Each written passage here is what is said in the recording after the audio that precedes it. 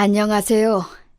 제가 이렇게 사연을 보낼 줄은 몰랐지만 여러분들의 의견을 듣고 싶어 이렇게 연락을 드리게 되었습니다. 사실 저도 평소에 이런 사연을 자주 듣는 편이라서 재밌게 듣고 있는데 직접 보내게 될 줄은 몰랐네요. 저는 일단 아들 셋을 두고 있는 엄마입니다. 나이는 벌써 70세에 가까워지고 있어요. 아들들은 모두 일찍 결혼을 해서 며느리도 셋을 두고 있는데요. 요즘 같은 시대에 결혼을 빨리 해서 며느리를 봤다는 건 주변 사람들의 부러움의 대상이 되기도 했습니다. 저의 아들들은 모두 의사로 성공하다 보니 아들도 잘 키웠다는 이야기를 들으니 그동안 고생을 했던 보람이 있는 것 같아요. 제 나이 20살에 남편을 만나 새 아들을 낳고 키우기까지 저에게는 벅찬 일들이 많았습니다. 처음부터 결혼 생활이 순탄했던 것은 아니었지요. 어려서 아무것도 모른 채 시집을 가다 보니 처음에는 배울 것이 산더미였어요. 또 남편이 바빠서 육아까지 혼자서 하려고 하니까 여간 힘든 것이 아니더라고요. 출장 기간만 다가오면 남편을 기다리며 보내는 시간이 길게 느껴졌습니다. 한 번 가면 일주일은 기본이다 보니 항상 시어머니께서 도와주셨지요. 결혼을 일찍 하다 보니 주변에서는 걱정되는 목소리들이 많았지만 그래도 잘 도와주시는 시부모님 덕분에 잘 견뎌낼 수 있었어요. 다행히 부족한 저를 아껴주시고 항상 저를 챙겨주시다 보니 감사한 마음뿐이었어요. 원래 저 때만 하더라도 시어머님께 구박받고 또 시집살이를 하는 친구들이 많았기에 자연스럽게 주변에서도 시집을 잘 갔다고 이야기를 해주더라고요. 저는 결혼 생활을 행복하게 보낼 줄 알았습니다만 갑작스러운 사별로 인해 힘든 시간을 보낼 때도 있었어요. 남편은 평소 때와 같이 일을 나가고 저 또한 육아를 하면서 시간을 보내고 있었지요. 근데 갑자기 병원에서 연락이 오는 겁니다. 환자가 급한 상황이니 얼른 오는 것이 좋겠다고 말이죠. 당황스러웠지만 급하게 준비를 해서 가보니 사고로 누워있는 남편을 눈으로 마주하고 나서 그때의 감정은 다 표현을 못할 것 같아요. 어디 하나 성한 곳 없이 상처가 남아있고 수술을 하긴 했지만 더 이상 가망이 없었던 남편은 7일 만에 떠나게 되었어요. 애미야, 이게 무슨 일이냐? 내 아들, 하나뿐인 내 아들 어떡하니? 남은 이들은 어떻게 살라고 벌써 가니? 아이고. 어머니, 어떻게 하죠? 이제 너무 막막해요. 어떻게 살아가야죠? 핏덩이들을 생각해서라도 정신을 잘 차려야 한다.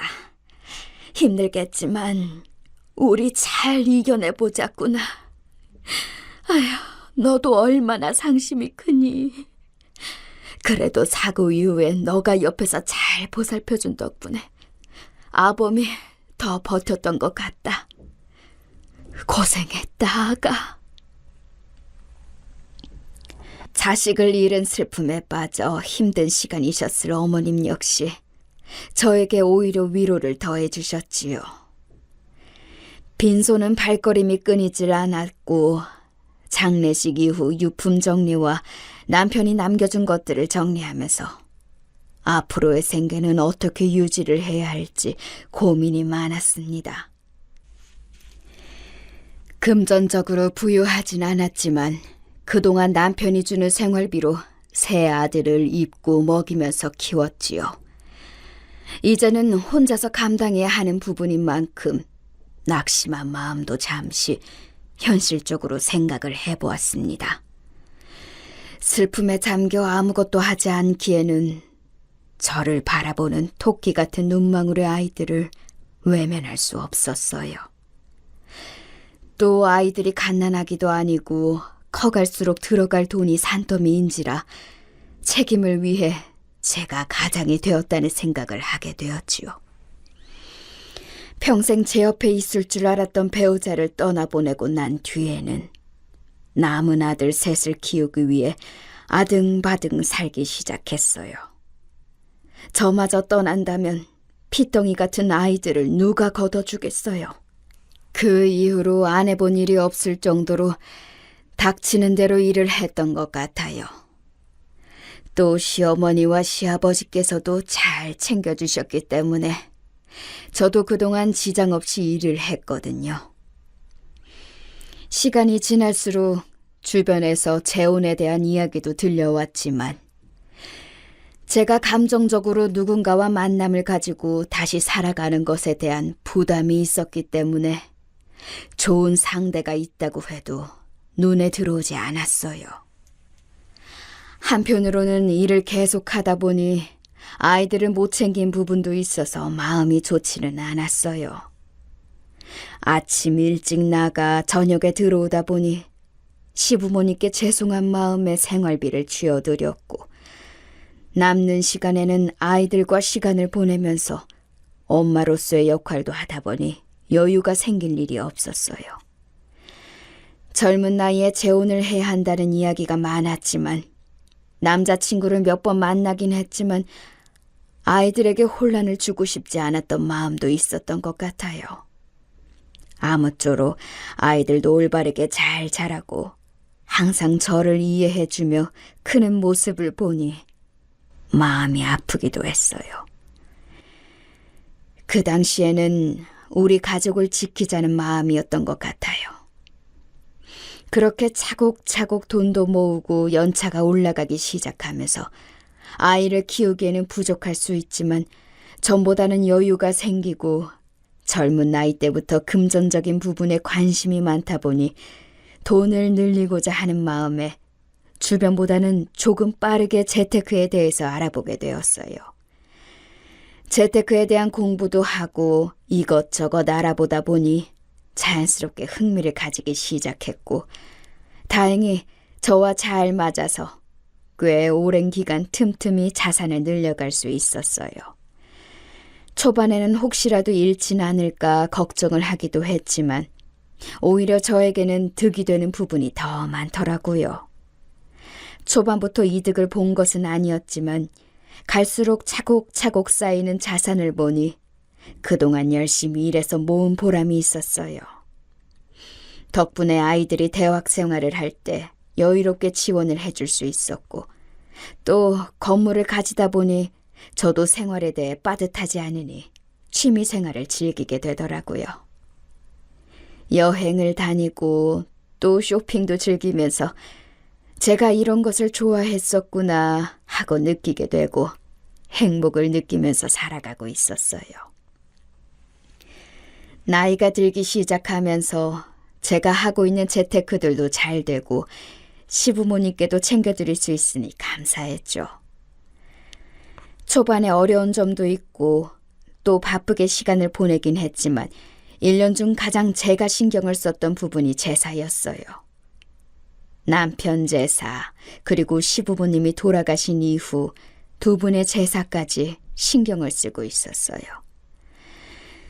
남편이 외동으로 지냈던지라 이제는 시가에 남은 식구들이 남지 않아서 제가 따로 지내고 있었어요. 아무리 바빠도 제삿날이 다가오면 일정을 빼고 준비를 할 만큼 열심히 했는데 이것만큼은 아들들이 장가를 가더라도 꼭 지켜주었으면 하는 부분이 되었지요. 1년에 단 3번뿐이고 며느리들이 들어온다면 음식에 대해서는 스트레스를 줄 생각이 없었어요. 저도 며느리였으니까요. 집안일을 잘 하진 못했지만 그래도 시부모님이 잘 챙겨주셨던 그 기억으로 고생을 시키고 싶진 않지만 제사의 자리는 지켜주었으면 하는 마음이었어요. 여기에 어떤 분들은 결국 시집살이를 시키려는 건 아니냐라고 생각하실 수 있으나 저는 제사와 제 생일 이외에는 따로 왕래를 하면서 지낼 생각은 없었기에 이 정도는 며느리들이 도와주지 않을까 싶었어요. 아들들이 슬슬 나이가 찰 무렵 여자친구라며 소개를 시켜주는 첫째 아들을 보고 결혼에 대한 생각이 있다고 이야기를 해서 저도 자연스럽게 제사에 대해서 의견을 물어보았습니다. 미리 말을 해주는 게 예의이고 서로 맞춰가야 하는 부분이니까요. 그래, 몇 년 만났다고. 식은 언제쯤이 좋을 것 같니? 3년이에요, 어머님. 시기는 어머님이 좋으실 때 할게요. 그래, 아가. 참하고 예쁘니 좋구나. 아들에게 이야기를 들었을지 모르겠지만 우리 집안에는 제사가 있단다. 그 제사 때는 참여를 해주었으면 해. 그럼요, 어머니. 얘기 다 들었습니다. 도울 수 있는 일은 다 할게요, 어머니. 다행히 결혼 전 이야기를 나누었을 때 반응은 굉장히 긍정적이었어요. 저도 고마운 마음을 담아 그날 저녁을 근사한 곳에서 사주었고 이후에는 상견례를 하고 빠르게 결혼 준비를 하게 되었어요.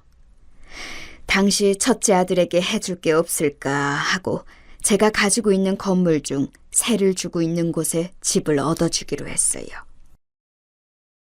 강남에 소유하고 있는 아파트, 너가 거기에 입주를 해서 살면 어떻겠니? 엄마가 그래 주신다면 감사하죠. 요즘 입주를 하는 것도 어렵고 대신 그냥 입주를 하는 것보단 제가 보증금 개념으로 모아둔 돈을 맡기도록 할게요. 어차피 집을 구하려고 했던 돈이니까요. 그래. 며느리 될 친구는 너가 만날 만큼 만나봤으니 잘 알겠지만 어떻게 하느냐에 따라서 밥상이 달라지는 거란다. 너가 더 참아주고 또 이해해줘야 해. 그럼요. 엄마 걱정 마세요. 아들과도 잘 이야기가 되었고 결혼식까지 잘 마친 뒤 그렇게 첫째 아들 부부가 입주를 해서 살게 되었어요. 사실 저는 며느리를 부리고 싶어서라든지 집을 마음대로 드나든다든지 그럴 생각은 전혀 없었기 때문에 아들도 편하게 생활을 하는 것 같았어요. 문제는 그 다음 저희 시부모님 제사 때 일어났습니다. 제사가 다가오면서 며느리에게 연락을 했어요. 며느리가 들어오고 난 이후에 제가 준비를 하던 음식들도 주문으로 바꾸고 간단하게 할 만한 것들만 집에서 하기로 이야기를 했거든요. 그래, 세아가 잘 지냈니? 이번에 돌아오는 주에 제사 있는 거 알지? 네, 어머니, 알고 있죠. 근데 어쩌죠? 저희가 그날 일정이 있을 것 같아서요. 아휴, 그러니? 하지만 결혼하고 첫 제사인데. 어머님, 그리고 저희 집안은 기독교 집안이라 사실 제가 아무것도 할 수 있는 게 없어서요. 음식은 다 준비를 해주신다고 해도 상 차려야 하고 또 치워야 하는 게 일인데 다 며느리가 해야 하는 일이잖아요. 간단하게만 준비하면 되기 때문에 손이 많이 가지도 않고 또 결혼 전부터 미리 말했던 부분인데 이제 와서 오리발 내미는 거니? 아니요, 어머님. 그렇다는 게 아니라 어머님께 여쭤보는 거잖아요. 결국에는 다 며느리가 해야 하는 일인데 음식 조금 시키는 것 가지고 너무 생색내시는 거 아니에요? 그리고 사실 저와는 상관이 없는 제사 같은데 꼭 가야 하나요? 너무 기가 차서 말이 나오지 않았어요. 처음 만났을 때는 그렇게 살갑게 굴던 애가 이렇게 달라질 줄은 몰랐습니다. 마지막 말을 듣고선 저도 할 말이 없어서 알았다고 말을 하고 끊어버렸어요. 속상은 했지만 어쩌겠어요. 늙은 시어머니 말을 저렇게 받아치니. 결국 아들에게 연락을 했습니다. 아들, 바쁘니? 아니요, 엄마. 왜 그러세요? 이번에 제사 잘 준비하고 계세요? 언제쯤 가면 될까요? 안 그래도 새아가랑 통화를 했는데 그날 일정이 있을 것 같다고 이야기를 하던데. 그래요? 일부러 구주는 수술 일정도 빡빡하게 안 잡아두었는데 제가 한번 통화해볼게요. 그래, 아들. 통화하고 연락 줘. 아들과 통화를 하면서 며느리가 이야기를 했던 부분은 일부러 말을 하지 않았어요. 혹시라도 싸우진 않을까 싶어 말을 아끼고 있었는데 얼마 지나지 않아 며느리에게 다시 연락이 왔습니다.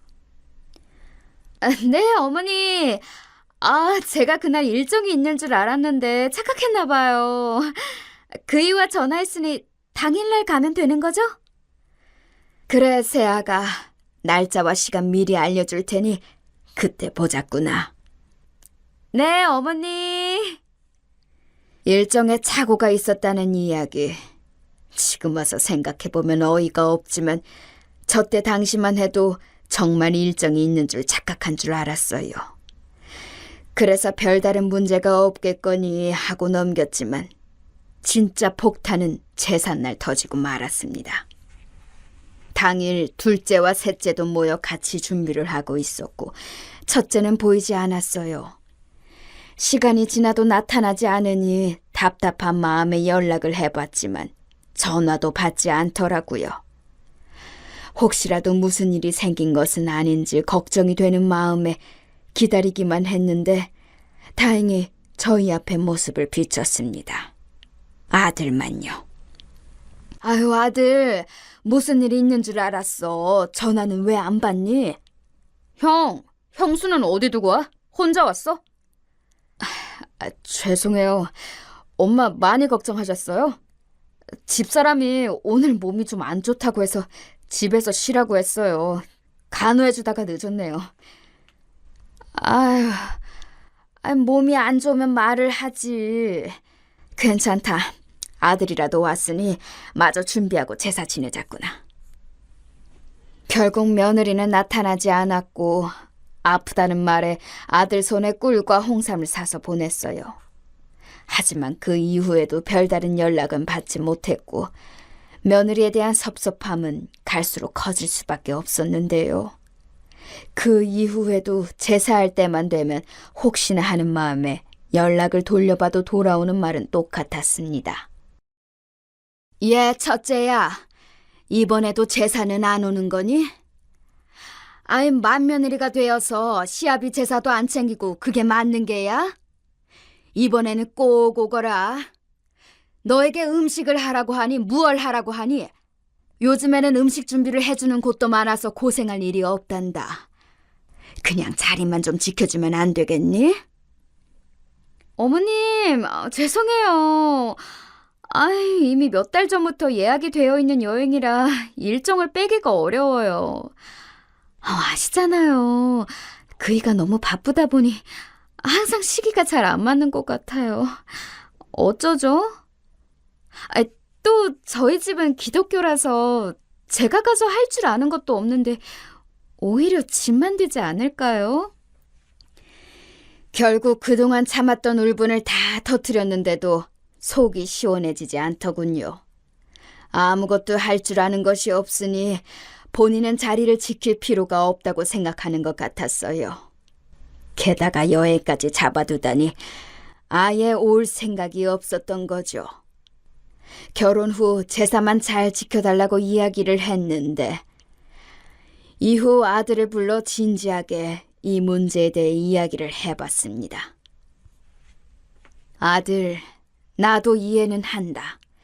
제사 지내는 거 쉽지 않지만 그래도 단 하루뿐이고 제사가 매달 있는 것도 아닌데 며느리는 시아버지 제사까지 마다하는 거니? 정말 너무하구나. 어머니, 죄송해요. 이상하게 집사람이 제사 시기만 되면 가고 싶은 곳이 있다고 이야기를 하고 저도 맞춤에 살다 보니 더 이야기를 하지 못했던 것 같아요. 다른 건 몰라도 아버지 제사는 꼭 챙기도록 할게요. 그래. 그날만은 꼭 지켜주었으면 좋겠구나. 아유, 다른 사람도 아니고 시아버지 제사를 하지 않는 며느리가 어디 있니? 집안이 기독교라고 해도 자리는 지켜줄 수 있는 거 아니겠니? 제가 잘 이야기해 볼게요, 엄마. 답답한 마음에 아들에게 이야기를 하고 이후 제사에는 며느리가 얼굴을 비추었어요. 심술 가득한 모습으로 오는 모습을 보니 기분이 상하긴 했지만 그래도 얼굴이라도 비추어주니 감사하기도 했습니다. 그 이후 남편 제사가 되면 자리를 비추긴 했지만 딱 시작할 때 와서 남편이 끝날 때까지는 소파에서 휴대전화를 보면서 시간을 보내는 모습을 보니 마음에 들진 않았지만 와준 것만으로도 고마웠죠. 하지만 그것도 잠시 얼마 뒤 저에게 연락을 해서 저녁을 먹자며 아들과 함께 집으로 찾아왔어요. 어머니, 그동안 제가 섭섭하게 굴어서 죄송했어요. 괜찮다. 이제라도 자리를 지켜주니 고맙구나. 우리가 앞으로 잘할게, 엄마. 집사람이 고의는 아니었는데 자꾸 상황이 그렇게 되니 힘들었다더라고. 오늘 이 자리에서 서운했던 거 다 풀자. 먼저 찾아와 이야기를 해주니 저도 자연스럽게 마음이 풀렸고 매년 찾아오는 제삿날이 되면 매번은 아니었지만 한 번씩 얼굴을 비추는 모습이 좋았어요. 그 이후로 손주도 생기고 둘째까지 결혼을 하게 되면서 자연스럽게 식구가 늘었어요. 둘째 아들이 결혼을 준비하겠다고 데려온 아가씨와도 밥을 먹으며 제사에 대한 이야기를 나누었는데 당차게 할 수 있다는 이야기를 하니 마음이 놓였습니다. 사실 제가 바라는 것은 그거 하나밖에 없었거든요. 다른 분들은 어떻게 생각하실지 모르겠지만 그동안 남편 그리고 시부모님을 위해 제사를 드려왔던 것은 포기할 수 없는 부분이었거든요. 그래서 항상 아들들에게도 이야기를 했던 부분 중 하나가 제삿날은 꼭 챙기자는 것이었어요. 그렇기 때문에 결혼 전에 먼저 제사에 대한 이야기를 나누었던 것이고 아들들도 만나는 사람과 진지한 관계가 된다면 꼭 일러두라고 말을 했던 것이었죠. 저에게는 1년 중 가장 큰 집안 행사이기도 하고 또 가족들이 모여 시간을 보내는 것이 좋았어요. 아무리 여행을 다니고 편하게 지내도 가족들과 모여 보내는 시간이 저에게는 더 뜻깊더라고요. 첫째도 잘 찾아오겠다는 이야기를 하긴 했지만 시간이 지나면서 제삿날을 지키지 않는 것은 물론 갈수록 더 많은 핑계들이 생기기 시작했어요. 하지만 이건 첫째 며느리만 그런 것이 아니었습니다. 둘째가 결혼한 이후에 제삿날에 맞춰 연락을 하니 이상하게 첫째 때와 겹쳐지는 상황들이 생기기 시작했어요. 분명 제삿날이 다가올 때 미리 연락을 주었는데도 전화를 피하는 것은 물론 바쁘다고 이야기를 하니 늙은이가 어찌 더 이야기를 할 수 있겠어요. 이미 제 말은 힘이 빠진 지가 오래였어요. 둘째 아들에게도 이야기를 해보았지만 돌아오는 말은 더 황당했습니다. 첫째 아들이 챙겨야 하면 되지 않냐고 이야기를 하더군요. 그리고 형수가 오지 않는데 왜 본인 와이프를 불러서 고생시켜야 하냐며 이야기를 하니 갑작스러운 둘째의 말에 저도 당황스럽기도 하고 본인만 참석을 하겠다고 이야기를 하니 답답한 마음이 들었습니다. 사실 며느리에게 시부모님 제사까지 강요를 하는 것은 아닌 듯하여 제가 많이 내려놓고 남편 제사만 함께 하자고 둘째가 결혼할 당시에 이야기를 했거든요. 하지만 이런 대우로 돌아오니 속상하기도 하고 아들마저 미워 보일 수밖에 없었어요. 아무리 음식을 업체에 맡기고 할 일이 없다고 해도 며느리가 편한 자리가 아니긴 하죠. 하지만 이건 아니지 않나요? 시아버지 제사는 챙겨야죠. 둘째 며느리도 제사를 하지 않는다고 하니 저 역시 황당할 수밖에 없었어요. 종교를 비하하거나 이해를 하지 않는 것은 아니지만 이 부분도 제가 너무 과한 것을 요구하는 거였을까요? 하지만 여러분, 제가 괜히 이렇게 사연을 보내는 것이 아니에요. 저도 5년이 넘는 시간 동안 며느리들에게 당한 부분이 있으니 차차 설명을 드리도록 할게요. 제사 관련해서는 사실 이미 첫째 때부터 겪는 갈등이 많아서 저도 마음이 크게 상하진 않았던 것 같아요. 단지 황당할 뿐. 제가 하던 대로 아들들과 자리를 지키는 것도 괜찮았죠. 하지만 며느리도 못 보고 떠난 남편에게 보여주고 싶었던 마음도 있었고, 시아버지 제사인데 자리를 안 지키는 며느리가 있을까 생각이 들었어요. 답답한 마음에 주변에 물어봐도 기독교라면 그럴 수 있겠다는 이야기가 들리니 제가 너무 과하게 요구를 한 것인가 싶었어요. 그렇게 몇 번을 더 며느리들과 갈등을 겪고 나니 나중에는 제삿날이 다가오면 먼저 여행을 간다고 연락을 해왔는데요. 그래서 셋째가 결혼한 이후 처음에는 크게 기대를 하고 있진 않았어요. 권유하고 싶지도 않았고 더 바라다가 저만 상처를 받는 꼴이었으니까요. 물론 결혼 전 제사에 대해서 언급을 하긴 했지만 무리하지 않아도 된다고 이야기를 하니 결혼 후에 꼬박꼬박 연락을 하는 것은 물론 제사에도 참여를 해주더라고요. 물론 그때도 첫째와 둘째는 오지 않았습니다. 아들들만 오고 손주를 데리고 여행을 가니 제사 때는 언제 봤는지 기억이 가물가물할 정도예요. 아무리 제사를 할 줄 모른다는 이유로 항상 자리를 피하니 아들들만 와서 죄인처럼 앉아있는 모습이 가슴 아팠습니다. 셋째 며느리는 혼자인데도 불구하고 제사 때 저희 집에 오면서 직접 음식을 해오기도 했어요. 말을 하지 않아도 스스로 하는 모습을 보니 정말 예뻐 보였습니다. 사이도 좋았고요. 서로 선을 지키며 지내니 이런 게 제가 바란 시어미와 며느리의 모습이었는데 정말 기쁘더라고요. 제삿날이 되면 연락이 먼저 오고 막내만 유독 달라 보이니 점점 눈이 갈 수밖에 없었고 또 그만큼 챙겨주게 되었어요. 막내 며느리도 처음이라 초반에는 제게서 간단한 음식을 배우기도 하고 상차림에 대해서 익히는 모습을 보니 보기 좋았습니다. 첫째와 둘째는 여전히 제삿날에도 보이지 않았고 딱히 연락을 주는 일도 드물어졌어요. 아들들은 꼬박 참여를 하긴 했지만 갈수록 아들들도 제사에 소홀해지는 모습을 보였는데요. 단 셋째 아들만은 자리를 지키는 일이 생기면서 나중에는 자연스럽게 셋째 아들 부부와 저 이렇게 셋이 준비를 하는 일이 늘어났어요. 자연스럽게 아들 둘은 나중에 합류를 하긴 시작하면서 점점 첫째와 둘째 며느리에 대한 기대가 사라질 수밖에 없었어요. 계속해서 말을 한다고 해도 들어주지 않으니 저도 이번에는 방법을 바꾸어 보기로 했습니다. 그동안 답답하게 굴었던 제 모습을 바꾸어 더 이상은 당하지 않는다는 마음으로요. 아쉬워하지 않고 안 하는 만큼 저도 신경을 안 쓰기로 했습니다. 아무리 마음을 쓴다고 해도 알아주는 사람이 아니라는 것을 알고 난 뒤로는 저도 형식적인 대화들로만 채워가니 딱 선만 지키며 관계를 유지해 나갔습니다. 제가 오히려 선을 지키니 아들들도 당황해하고 오히려 며느리가 더 눈치를 보기 시작하더군요. 어머님! 요즘에는 왜 연락 안 하세요? 곧 제사 아니에요? 알고 있구나. 무리해서 올 필요 없다.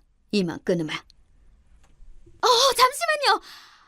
어머님. 그동안 저희가 일정이 이때밖에 안 되어서 그랬던 거예요. 아시잖아요. 그이 바쁜 거. 그렇지. 남편은 바빠도 참석하는 제사의 며느리는 해외여행이라니. 괜찮다. 굳이 오지 않아도 된다. 이미 마음이 상할 대로 상했던 저는 딱히 부르고 싶은 마음도 또 강요를 하고 싶은 마음도 없었어요. 기독교 집안이라 자리를 지킬 수 없다는 말 이해하며 그냥 사는 게 좋을 것 같았거든요. 그 뒤로는 평화롭게 제삿날을 보내고 이후 첫째와 둘째 며느리와도 거리를 지키며 잘 지내던 도중 첫째 며느리의 사돈 식구들과 대화를 나누다가 알게 된 충격적인 사실이 있었어요. 사부인, 그동안 잘 지내셨죠?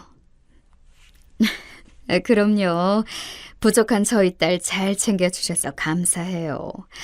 평소 용돈도 주신다고 딸처럼 생각해주니 마음이 놓입니다. 아닙니다. 매번 주는 것도 아닌데요.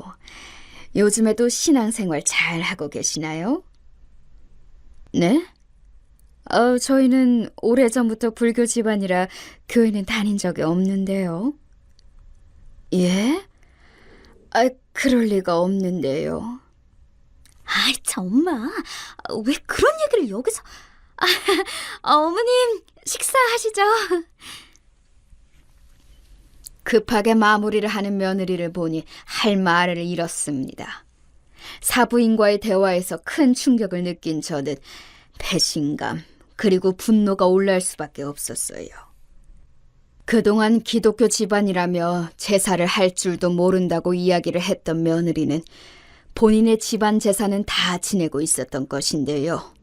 물론 아들도 함께 말이죠.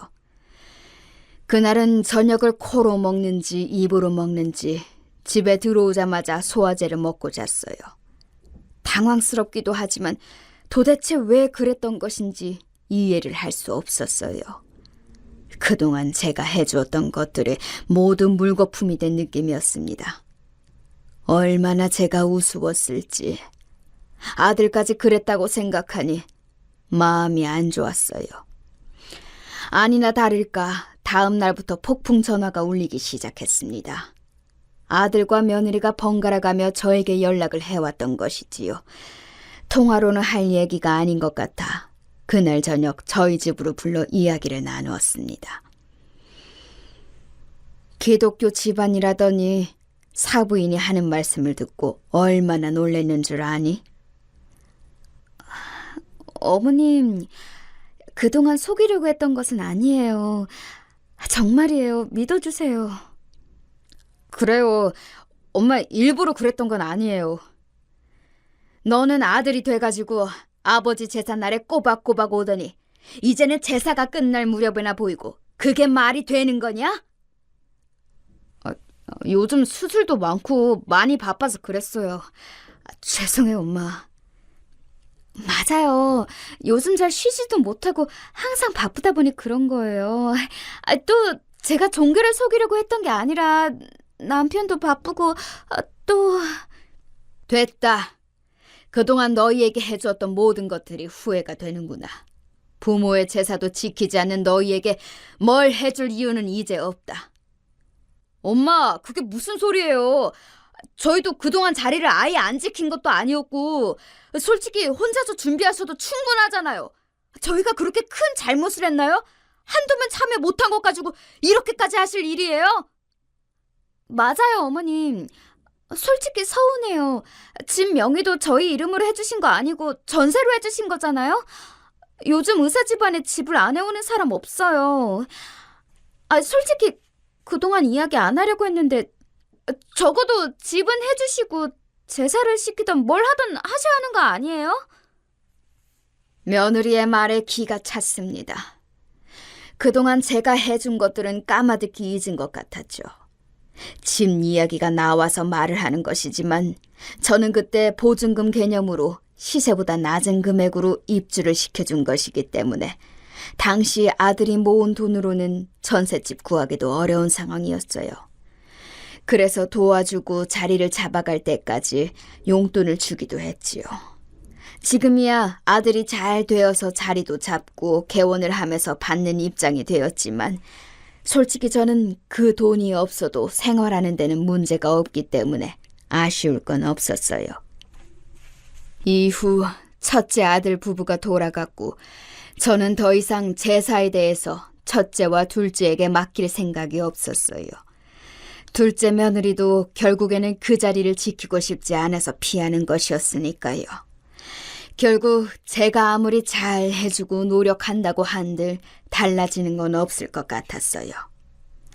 하지만 아들들 중에서 가장 헌신하고 저를 도와주는 셋째와 막내 며느리는 달랐던 만큼 제가 보답을 해주어야겠다는 생각이 들더라고요. 문득 고마운 마음이 들기도 하고, 사실 첫째 아들에게 주기로 했었던 건물을 셋째에게 주는 게 낫겠다는 생각이 들어 이번 기회에 맡기기로 했어요.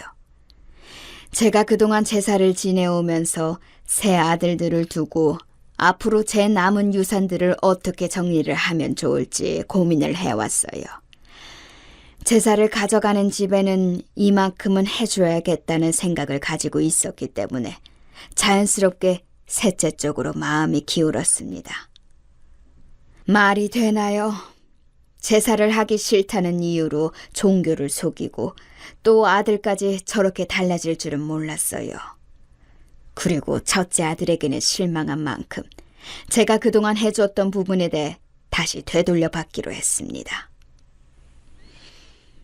너희가 결혼할 당시에 있었던 집은 세를 준 것이기 때문에 이번 연도에는 정리를 해주었으면 한다. 이제 하나씩 건물을 처분할 생각이야. 엄마, 갑자기 그게 무슨 소리예요? 우리는 어디로 가라고요? 손주들도 있는데 정말 너무하신 거 아니에요? 그 제사가 뭐라고 이렇게까지 하시는 거냐고요? 하나뿐인 너희 아버지를 기리는 날인데 그 하루도 시간을 내지 못하는 게 아들이니? 그리고 제사를 잘 지키는 대신 집을 내어주는 것이었지 약속을 지키지 않은 건 너희 부부잖니. 내 몇 년만 있어도 그 건물은 너의 명의로 바꾸어줄 생각이었다고. 제 명의로요? 정말요, 어머니? 지금 그 집 시세만 해도... 그럼 그냥 제사 저희에게 맡기세요. 저희가 할게요, 어머니. 그동안 제가 바빠서 잘못 갔던 거 아시잖아요. 그 전에는 저도 꼬박꼬박 참석했는데 이제 와서 마음을 바꾸시면 어떡해요. 그동안 마음 상하신 거 다 알죠. 하지만 저 처자식도 있는 거 아시잖아요. 너가 와서 거두는 게 뭐 하나라도 제대로 된 게 있다면 말해봐라. 다 업체에서 준비한다고 해도 제 시간에 와서 거들어주는 날이 있었는지 초반에 잘 챙겼던 거 알고 있지. 하지만 그것도 집을 받기 위해서 챙기려는 거 내가 모를 줄 알았니? 그 집 유지하고 싶으면 시세에 맞춰서 전세금을 더 주던가 아니면 이사해라. 그동안에 당한 부분이 있으니 저는 그동안 쌓아왔던 울분을 터뜨리기 시작했어요. 사실 아들에게 저렇게까지 말할 일은 아니었지만 참을 수 없더라고요.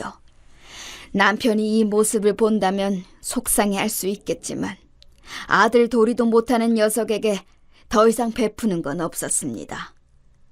여러분들이 보기에도 제가 나쁜 시어머니, 엄마인가요? 첫째 아들과의 이야기가 끝난 이후에는 며느리에게 전화가 오기 시작했습니다. 결과는 뻔했죠. 아들이 다 얘기를 했는지 문자로도 계속 연락이 오더라고요. 첫째에 이어 둘째까지 연달아 연락이 오는데 둘째는 뭐가 찔렸는지 전화를 받자마자 이번 제사 때에는 꼭 참여를 하겠다고 이야기를 하더라고요. 엄마, 많이 화나셨어요? 이번에 형한테 이야기 들었는데 엄마가 화가 많이 나셨다면서요. 저희는 저라도 제삿날에 잘 챙겼는데 올해부터는 와이프도 같이 가자고 이야기를 해볼게요. 그럴 필요 없다. 아들 도리 안 하겠다고 하는데 내가 굳이 하라고 부추길 생각은 없고 앞으로 제사에 대해서 어떻게 할지는 다 같이 모여 의논해보도록 하자꾸나. 그때 다시 이야기하자. 짧은 전화통화를 하고 난 뒤에는 셋째에게 연락을 해서 잠시 집으로 오라고 이야기를 했어요. 건물에 대한 이야기를 하기 위해서 미리 준비를 해둔 서류를 보며 제가 하는 선택이 맞을 거라고 생각했어요. 왜냐하면 첫째와 둘째를 보고 느꼈거든요. 아들 셋을 키우면서 그동안 잘 키운다고 생각했지만 씁쓸하긴 해도 아닌 건 아니라는 것을 보여주어야 했기 때문에 셋째에게 건물을 주기로 생각한 것도 있었어요. 셋째가 저희 집을 찾아온 날 손에 바리바리 무얼 싸들고 온 것을 보니 첫째와 둘째 때문에 상했던 기분이 사그라들었어요. 오자마자 저에게 무슨 일이 있냐며 형들이 엄마에게 들은 이야기 없냐면서 연락을 해왔다더라고요. 별일은 아니고 그동안 첫째 며느리가 기독교 집안인 줄 알았는데 거긴 불교 집안이라더라. 또 제사를 절에 가서 드린다고 하는데 내가 참을 수가 있어야 말이지. 너는 이해가 되니? 그런 일이 있었어요? 그건 형수가 잘못한 일이네요. 엄마가 마음이 많이 상하셨겠어요. 그래서 이번에 정리하는 김에 형들도 자리를 잡았으니 엄마가 처음에 해주었던 집은 다 처분을 하려고 한다. 아니면 제 값대로 돈을 더 받을 생각이야. 제 결정에 셋째 아들은 놀랐는지 저에게 조금만 더 생각을 해보라고 이야기를 하더군요. 형들이 밖으로 나가게 되면 조카들도 걱정이라고 했지만 사실 아들들 벌이가 안 좋은 게 아니거든요. 충분히 집을 살 정도는 되기 때문에 저도 과감하게 결정을 했던 부분이고 받았던 돈은 돌려줄 생각이라서 문제가 되는 부분은 없었어요. 그 부분까지 생각을 하고 있다고 하니 셋째 아들은 형들 편을 들다가 나중에는 제 결정을 존중해준다고 이야기를 해주었고요. 당황한 듯 했지만 형들도 그동안 제삿날을 잘 지키지 않았던 것도 있으니 본인들이 무덤을 판 것이라고 이야기를 해서 오늘의 만남 목적이었던 건물 이야기를 꺼냈습니다. 형들은 그랬지만 유일하게 셋째 너는 매년 제사를 돕고 막내 며느리까지 잘 챙겨주니 항상 고마운 마음을 가지고 있었어. 그래서 이번에 너희에게 부탁을 하나 할까 한다. 뭔데요, 엄마? 어떤 부탁이실까요, 어머님? 큰 건 아니지만 내가 가지고 있었던 건물을 며느리에게 증여해 주려고 하는데 괜찮겠니? 세금 부분에 대해서도 미리 내가 다 알아봤단다. 너희 집 근처에 있으니 관리를 하기 어렵지 않을 거야. 어머님, 그건 저에게 너무 큰 것 같아요. 당연한 일을 한 것뿐인데. 지 아비 제삿날도 소홀하게 생각하는 자식들도 있는데 너만은 쭉 그 자리를 지켜주었잖니. 고마운 마음에 주는 것이니 너희도 미리 유산 받는다고 생각하고 가지고 있었으면 좋겠구나. 그리고 그 건물은 아버지 보험금으로 샀던 건물이란다. 그만큼 뜻이 있기 때문에 더 너에게 주고 싶은 마음이 있어. 아버지도 그걸 바라실 것 같고. 내가 죽은 이후에도 재산은 너희라면 믿고 맡길 수 있을 것 같아서 그래. 받아주렴. 충분한 이유를 설명하고 돌아간 셋째 아들과 막내 며느리는 마지막까지 사양하며 저에게 오히려 설득을 했는데요. 저와 대화가 통하지 않자 결국에는 받기로 하고 집으로 돌아갔습니다. 막내 며느리에게 건물을 증여한 뒤로 제삿날은 정말 진풍경이 따로 없었어요. 그렇게 부르지 않아도 오지 않았던 며느리들이 와서 음식을 준비하고 있는 게 아니겠어요? 그토록 부탁을 할 땐 오지도 않았던 며느리들이 와서 그러고 있는 모습이 저에게는 더 가식처럼 느껴질 수밖에 없었어요. 그렇게 바쁘다더니 이번 연도에는 다 함께 보내게 되는구나. 어머님, 진작 이렇게 했어야 했는데 그래도 다 같이 모이니까 너무 좋네요. 그러니까요. 매년 바쁘다 보니 이제서야 모이네요. 매년 이렇게 하면 되겠어요. 너희가 다 모였으니 여기서 이야기를 하는 것이 좋겠구나. 앞으로 제사는 나와 셋째가 맡아서 하고 나중에 내가 죽거든 계속해서 제사는 셋째 집에서 하게 될 거야. 동서 괜찮겠어? 이런 거 정말 잘 생각하고 해야 한다. 나중에 못하겠다고 하면 안 돼. 여기서 제대로 할 수 있는 사람은 나 아니겠어?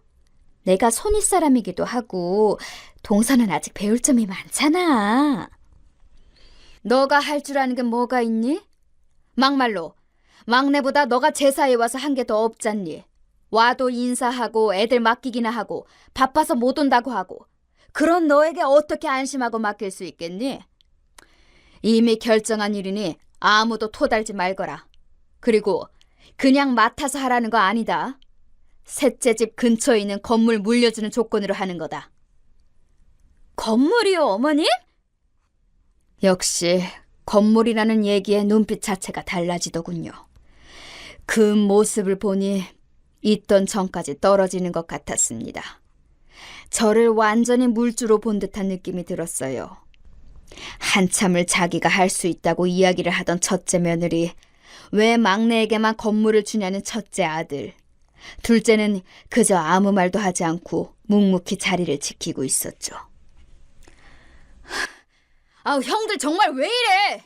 그동안 형들이 제사날 어떻게 했는지 기억 안 나? 평소에 연락이라도 자주 해? 항상 아쉬울 때 와서 이러는 게 자식이야! 야, 네가 뭘 안다고 떠들어? 너보단 내가 더 오래 효도했어.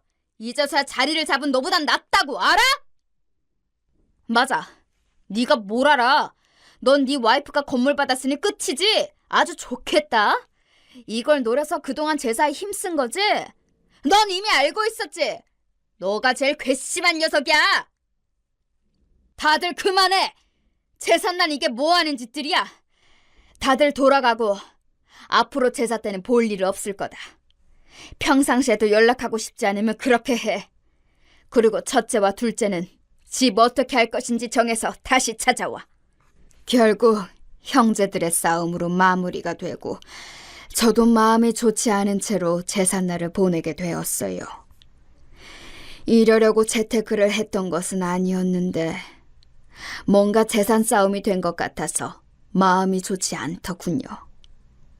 여러분들이었다면 어떻게 하셨을 것 같나요? 저는 제가 이상한 것인지 그동안 속은 것도 억울하고 한편으로는 제가 너무 심하게 한 건 아닌가 딱하기도 합니다. 마음을 굳게 먹어야 하는 것인지 나가라고 하는 건 아니라도 그냥 두어야 할지 자꾸 마음이 약해진 것 같아요. 사실 그동안 아예 못해주었던 건 아니었지만 아들들이 결혼하고 달라지는 모습을 보니 저도 당황스러웠던 것은 사실이에요. 매번 제삿날을 잘 지켜주었는데 시간이 갈수록 바쁜 일로 빠지고, 물론 빠지니까 그럴 수 있지만 여러 번 그런 일들이 반복되다 보니 저도 모르게 서운했던 건 어쩔 수 없는 것 같아요. 며느리들도 지금 와서 생각해보면 의사 아들과 결혼을 하기 위해서 뭐든 다 괜찮다고 이야기를 했던 것 같기도 하고요. 하지만 기독교 집안이라고 속인 것은 정말 괘씸한 거 아닌가요? 막내에게 건물을 주고 하나씩 가지고 있는 것들을 처분하다 보니 마지막으로 결정하지 못한 게 바로 두 아들의 아파트인데요. 충분히 본인들의 자산으로 살 수 있을 텐데 저에게 주고 사는 건 아깝고 이사를 가자니 그건 돈이 모자랄 것 같아서 안 가는 것 같기도 해요. 이런 상황에서 어떤 결정을 해야 현명할 수 있을까 고민을 하고 있다가 결국 저는 셋째에게 모든 명의를 양도하기로 했습니다. 두 아들들에게 세를 받아서 살라고 이야기를 했지요. 제가 예상했던 대로 난리가 났습니다. 엄마, 정말 너무하신 거 아니에요? 저희는 아들도 아니라는 소리 아닌가요? 너희를 최대한 배려해서 집에서 살 수 있도록 해주는 것인데 이게 아들도 아니라는 뜻이니? 막말로 너희는 자식이 된 도리도 잘 지키지 못하면서 내게 이런 말 안에 처지는 되는지 생각을 해봤으면 좋겠구나. 두 집 모두 밖으로 내쫓기고 싶지 않으면 아무 말 하지 말고 새들어서 살다가 기간 만료되면 이사 가. 그 뒤로 궁시렁거리는 소리가 들리긴 했지만 제 결정을 바꿀 생각은 없었어요.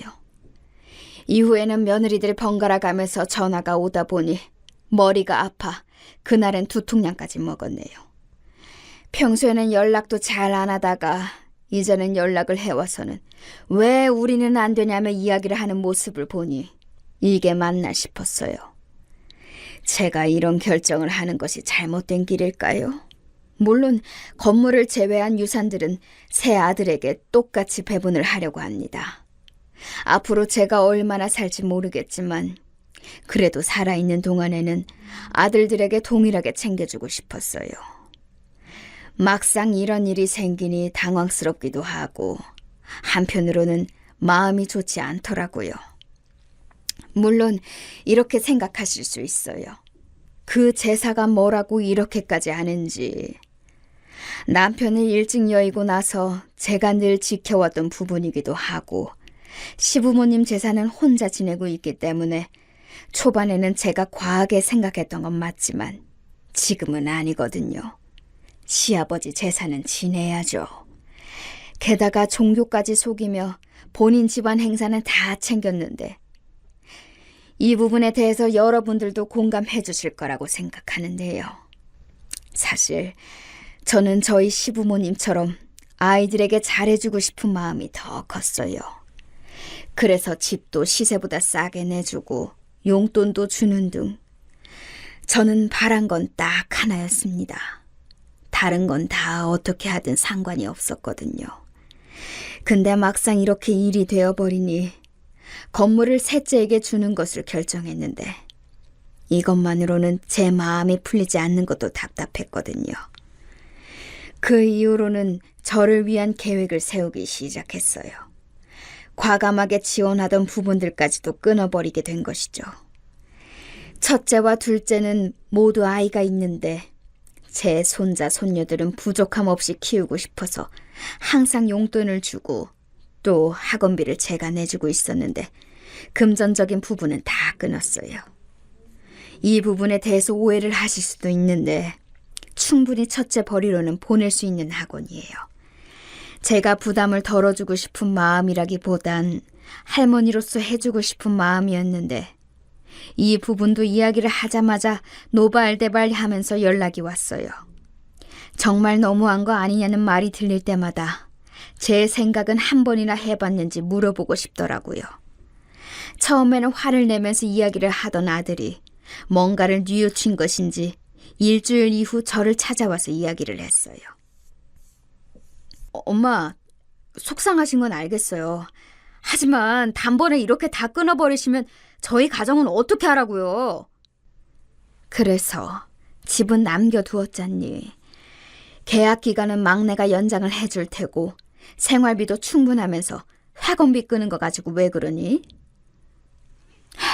엄마, 제가 그렇게 벌어도 돈이 하나도 없어요.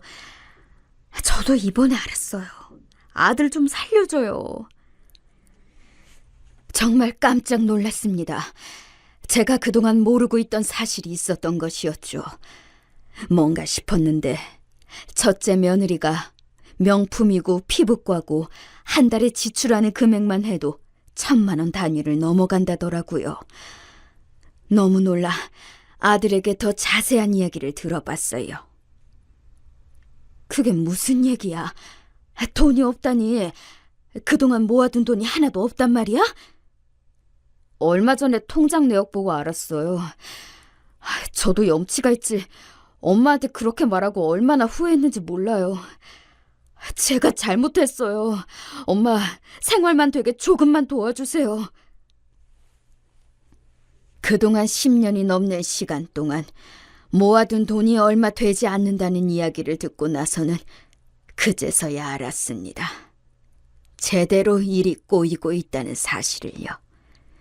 그래서 첫째 며느리에게 연락을 해봤어요.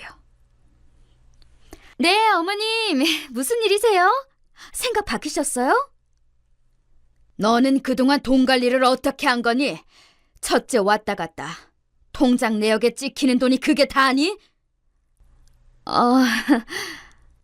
어머님도 아이를 키워보셔서 아시겠지만 정말 돈이 장난 아니게 들어가요.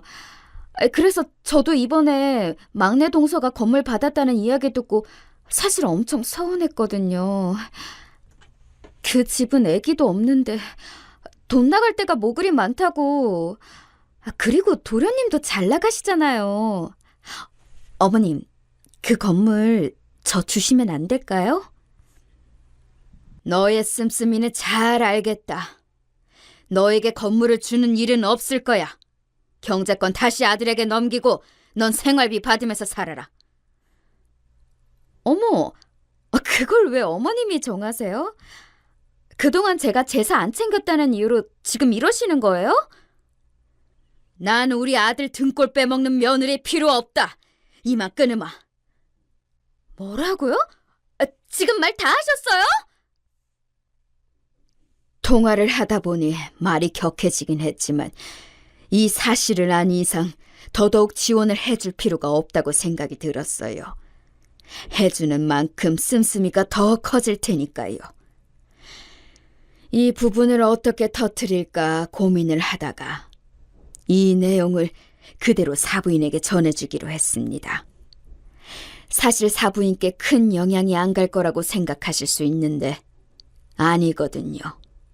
저희 집안에 부족한 딸을 보냈다며 미안해 하시는 분이시고 전에 식사 자리 때 있었던 일로 이미 저희 집 제사를 안 왔다는 사실을 알고 호되게 며느리를 혼내시는 것을 봤어요.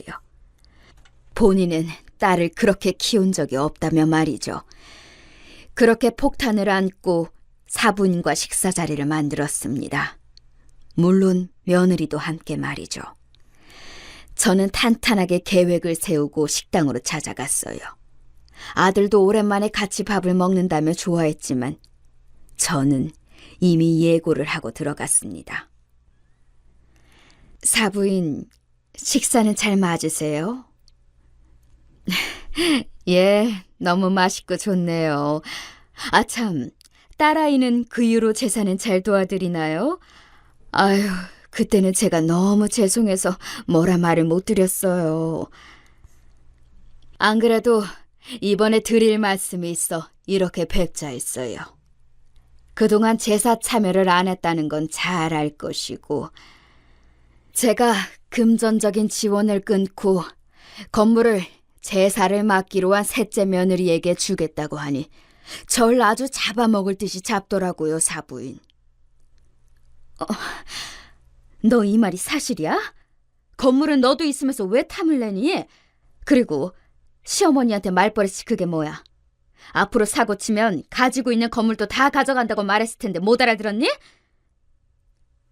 결국 사부인께도 이 사태에 대해 말씀을 드렸고 또 건물이 있었다는 사실을 처음 알았던 아들은 그럼 그동안 쓴 돈은 어떻게 된 거냐며 난장판이 되더군요. 이후 아들은 진지하게 이혼까지 생각을 할 정도로 힘들어했는데요. 아무래도 씀씀이 때문에도 그동안 부딪히는 부분이 많았다고 해요. 다행히 생활비를 받는 것으로 끝나고 사부인이 주었던 건물도 처분을 해버렸다고 하네요. 이 정도로 일이 커질 줄은 몰랐지만 사부인이 생각이 제대로 된 분이시라 그런지 이번 문제가 해결될 수 있었어요. 첫째와 둘째는 지금은 며느리로서 할 도리는 하고 있지만 그 일 이후로 제사로 서로 다투는 일은 없어서 좋아요. 매년 돌아오는 제사 단 하루인데 그날만 지켜달라고 했던 것이 많이 어려운 부분이었을까요? 여러분들이 생각하시기에 이 사단에 대해 어떤 의견이신가요?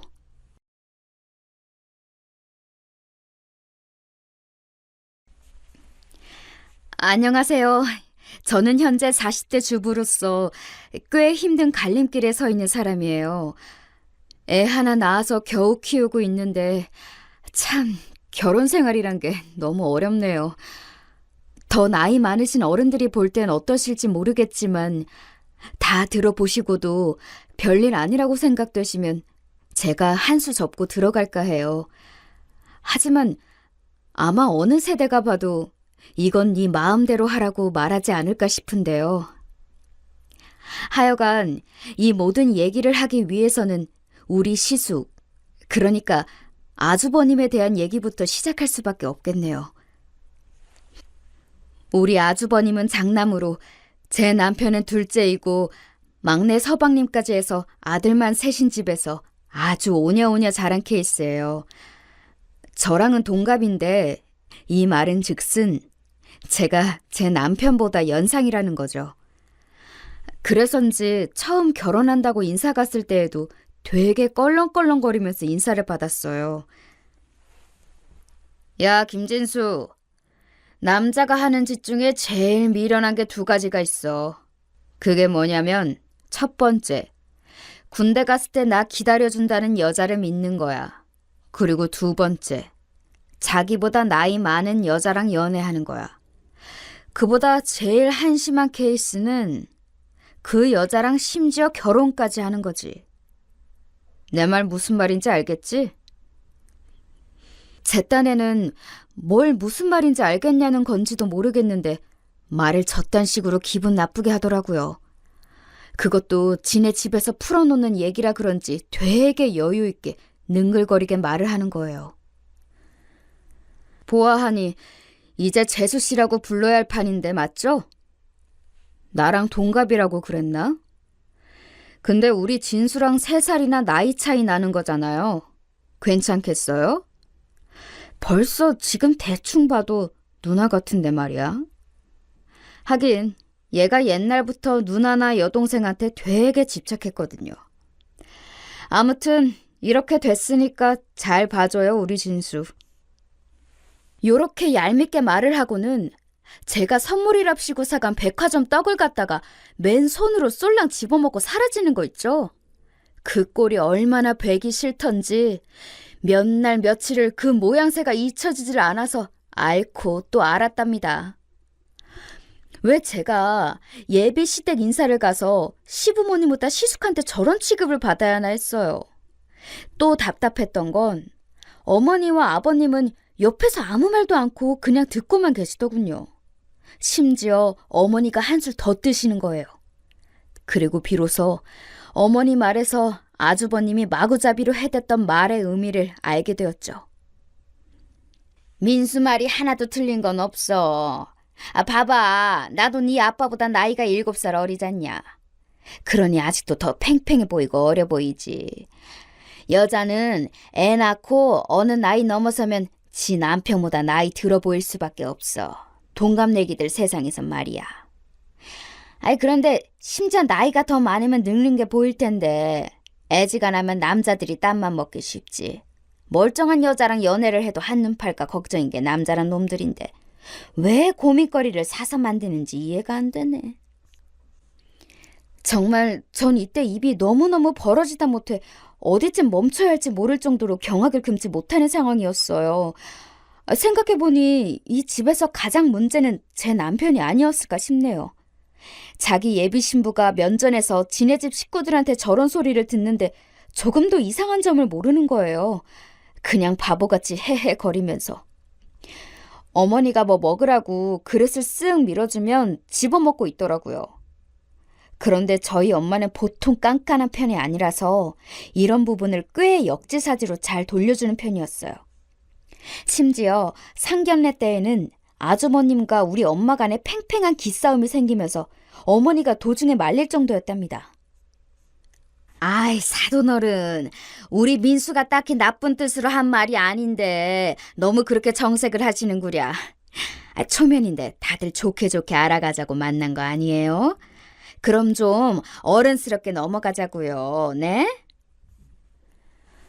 사실 우리 엄마도 초면이고 상견례 자리인데 막 쏴붙일 생각은 없었겠죠. 하지만 아주버님이 보통 매너 없이 군 게 아니었거든요. 엄마도 꽤나 저희 남편을 마음에 안 들어하는 상황이었기 때문에 가리지 않고 할 말을 했어요. 어디 결혼 엎어질 거면 엎어져 봐라 하는 각오도 있었다네요. 어머 사돈, 왜 그렇게 서운하게 말씀을 하세요? 제가 아무런 이유도 없이 가만히 있다가 정색한 건 아니잖아요. 그대 큰 아드님이, 그러니까 우리 예진이 아주버님께서 말을 너무 거르지 않고 하시는 거 아니에요? 예진이 나이 먹는데 뭐 보태주신 게 있다고 자꾸 나이 많은 재수씨 얻었다고 언급을 하시냐고요. 여기가 본인 재수씨 될 사람이랑 본인 가족들만 있는 자리예요? 아니잖아요. 그 재수 씨 낳아주고 길러준 부모들과 가족들이 있는 사이에서 면전에 그러는 게 아니죠. 그리고 이런 식으로 나이 짚어가며 얘기한다면 저도 할 얘기가 많은데 한번 저부터 물꼬를 터볼까요, 사돈? 엄마는 이때 눈이 아주 이글이글해서 장난이 아니었어요. 우리 오빠도 작작하라며 엄마를 말리고 있었지만 오빠도 썩 기분이 좋진 않아 보이더군요. 하여간 엄마가 이렇게 세게 나올 줄 몰랐던지 아주버님은 그나마 주변 눈치를 보기 시작했어요. 제가 뭐 재수 씨나 어르신들 기분 나쁘시라고 그런 건 아니고요. 단지 우리 진수랑 그냥 나이 차이가 난다. 그 정도만 얘기한 거예요. 엄마는 이때 완전히 쐐기를 박아버려야겠다고 생각했는지 멈추지 않고 곧장 이어서 말을 했어요. 그런 얘기는 혼자 생각하시고 앞으로 이런 자리에서, 아니 가족들 앞에서나 우리 예진이 앞에서라도 말씀 마세요. 동생네 부부 결혼하겠다고 어른들 다 초청해서 모시는 자리에 흠을 잡는 투로 말하면 안 되죠. 내가 가만히 있었으면 계속 얘기했을 거 아니에요? 어디 몇 번이나 나이 많은 재수씨 얘기하나 내가 아주 속으로 세봤어. 무려 9번이나 얘기했어요. 9번! 10번 채우기 전에 내가 얘기한 거라고 지금. 점점 흥분하며 목소리 높아지는 엄마를 보며 참 어이없게도 우리 시부모님이나 막내 도련님은 되게 불쾌하던 표정을 짓더라고요. 면전에서 자기네 그 죽고 못 사는 장남 너무 오냐오냐 키워놔서 저렇게 똥오줌도 못 가리는 장남 야단을 치고 있으니 기분이 나빴겠죠. 엄마는 거기서 집 갖고 또 뭐라고 얘기를 했다지만 그쯤에서 아빠가 제재를 하는 바람에 어색하게 식사도 끝나고 자리를 마무리하게 되었어요. 이후로 결혼식을 올리고 아기를 낳아 돌잔치를 할 때까지 서로 얼굴을 마주할 일은 없었답니다. 엄마도 우리 어머니도 아주 기를 쓰고 서로 안 보겠다고 난리였어요. 어머니도 저한테 아주 대놓고 뭐라 하시더군요. 아니, 사람을 앞에 앉혀놓고 그렇게 무한하게 남의 집 아들을 야단치는 게 어딨어? 자기 딸만 귀하냐고. 예진이 너 똑바로 알아둬야 해. 우리 민수 말이야 아주 귀한 애라고. 애가 안 들어서 내가 그렇게 빌고 빌며 얻어낸 귀한 아들이란 말이야. 얘가 태어난 게 얼마나 복인지 알아? 얘 때문에 뒤이어 내가, 아니 이 김씨 집안이 줄줄이 아들들을 주렁주렁 얻은 거야. 네 남편 진수며 막내 윤수까지 말이야. 어떻게 그렇게 남의 집 자식을 갖다가 생무시를 하는 말을 해? 하여간 어머니는 이런 식으로 감정의 골이 깊어서 모든 근원지는 본인 아들에게 있었다는 걸 정말 눈꼽만큼도 생각하고 싶어 하지 않았어요. 오죽 귀한 아들이었으니까 말이에요. 사실 결혼 전에도 이처럼 일들이 많았는데 뒤로 갈수록 점점 더 심해진다는 건 당연한 수준이 아닌가 싶어요. 결혼 생활 몇 년 하고 나니 이제 알겠더라고요. 왜 어른들이 탐탁지 않아 하고 말리는 결혼은 하면 안 되는지 말이에요. 이때 약간 사연이 있는데 이 부분은 저도 너무 창피해서 저희 엄마한테도 아주 뒤늦게 털어놓게 된 얘기예요. 다름 아니라 당시에 우리 아주버님은 만나는 여자 하나 없이 혼자였거든요.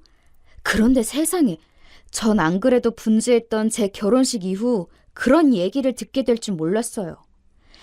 신혼여행까지 다녀온 뒤에 어머니를 통해서 듣게 된 얘기였답니다. 예진아, 다른 게 아니고 저기 그때 결혼식 때 말이야. 네 하계 쪽 친구들? 그쪽에 괜찮은 아가씨가 있었던 것 같더라. 그 뭐야, 너 가방순인가 뭔가 해준다고 따라다닌다는 친구 있었잖아. 나한테 인사도 깍듯하게 하던 그 아가씨 말이야. 저는 새삼 제 친구를 왜 물어보나 싶으셨어요. 뭘 맡기신 것도 아니고 그날 몇 번 얘기만 나눴을 텐데 왜 제 지인에게 관심을 갖나 했죠. 그런데 뒤에 따라온 얘기는 정말 조금의 상상도 감히 해보지 않았던 내용이었답니다. 네? 제 친구를 아주버님께 소개해달라고요? 걔를 왜요, 어머니? 어머니가 이렇게 당당하게 요청해온 제 친구라는 애를 말해보자면 솔직히 같은 여자가 봐도 늘씬하고 키도 크고 예쁜 애이긴 했어요. 근데 그런 애를 왜 우리 아주버님 같은 인간에게 소개시켜달라는 건지. 키만 크고 허우대만 멀쩡한 사람이고 정말 쥐뿔도 없거든요. 직장도 변변치 않고 사업한다면서 무슨 이상한 아이템만 주구장창 늘어놓고 말이에요.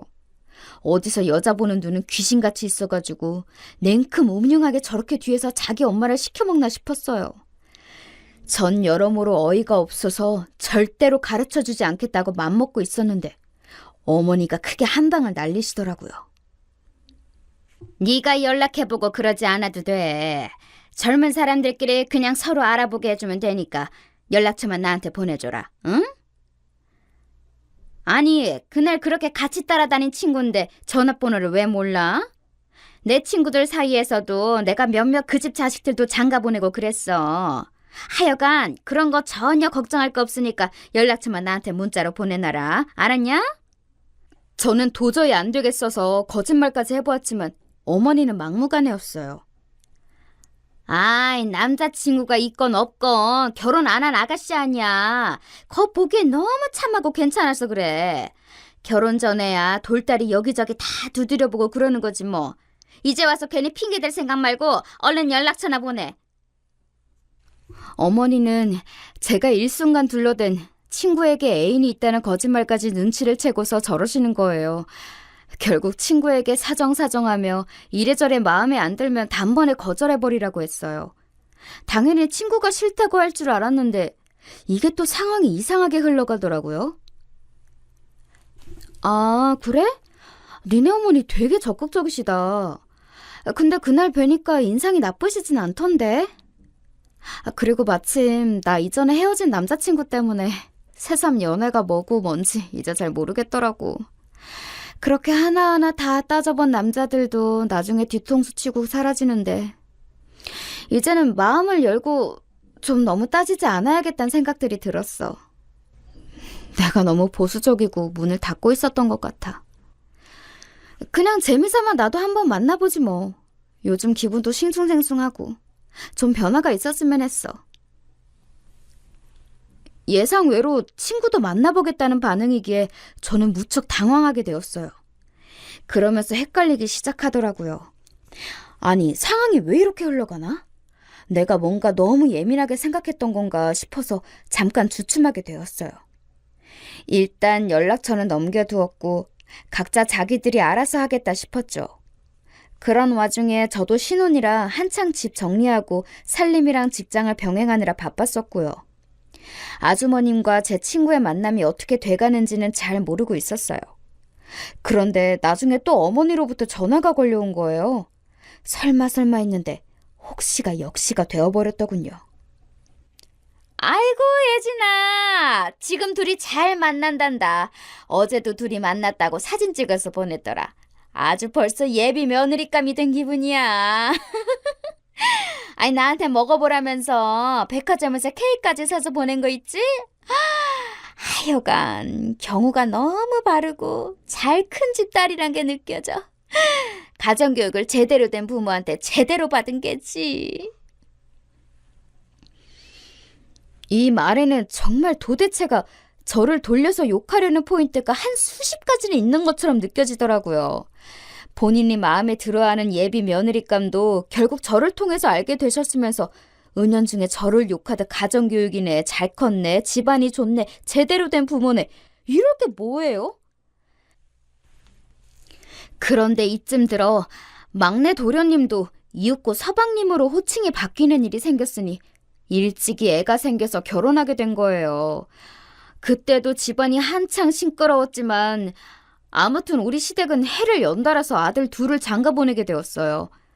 어머니는 장남이 제일 먼저 애를 봤어야 하는데 막내가 봤다며 그것도 준비도 안 된 상태에서 자기 아들을 처가로 끌고 갔다며 불만이 많으셨어요.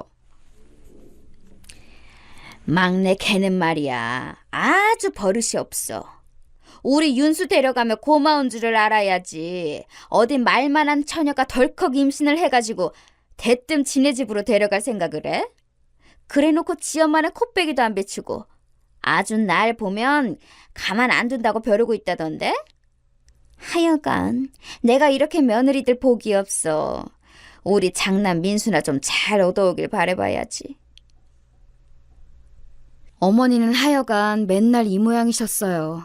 자기 막내 며느리 욕을 같은 며느리인 저한테 하시면서 동시에 제 욕도 은근 돌려서 같이 하시는 거죠.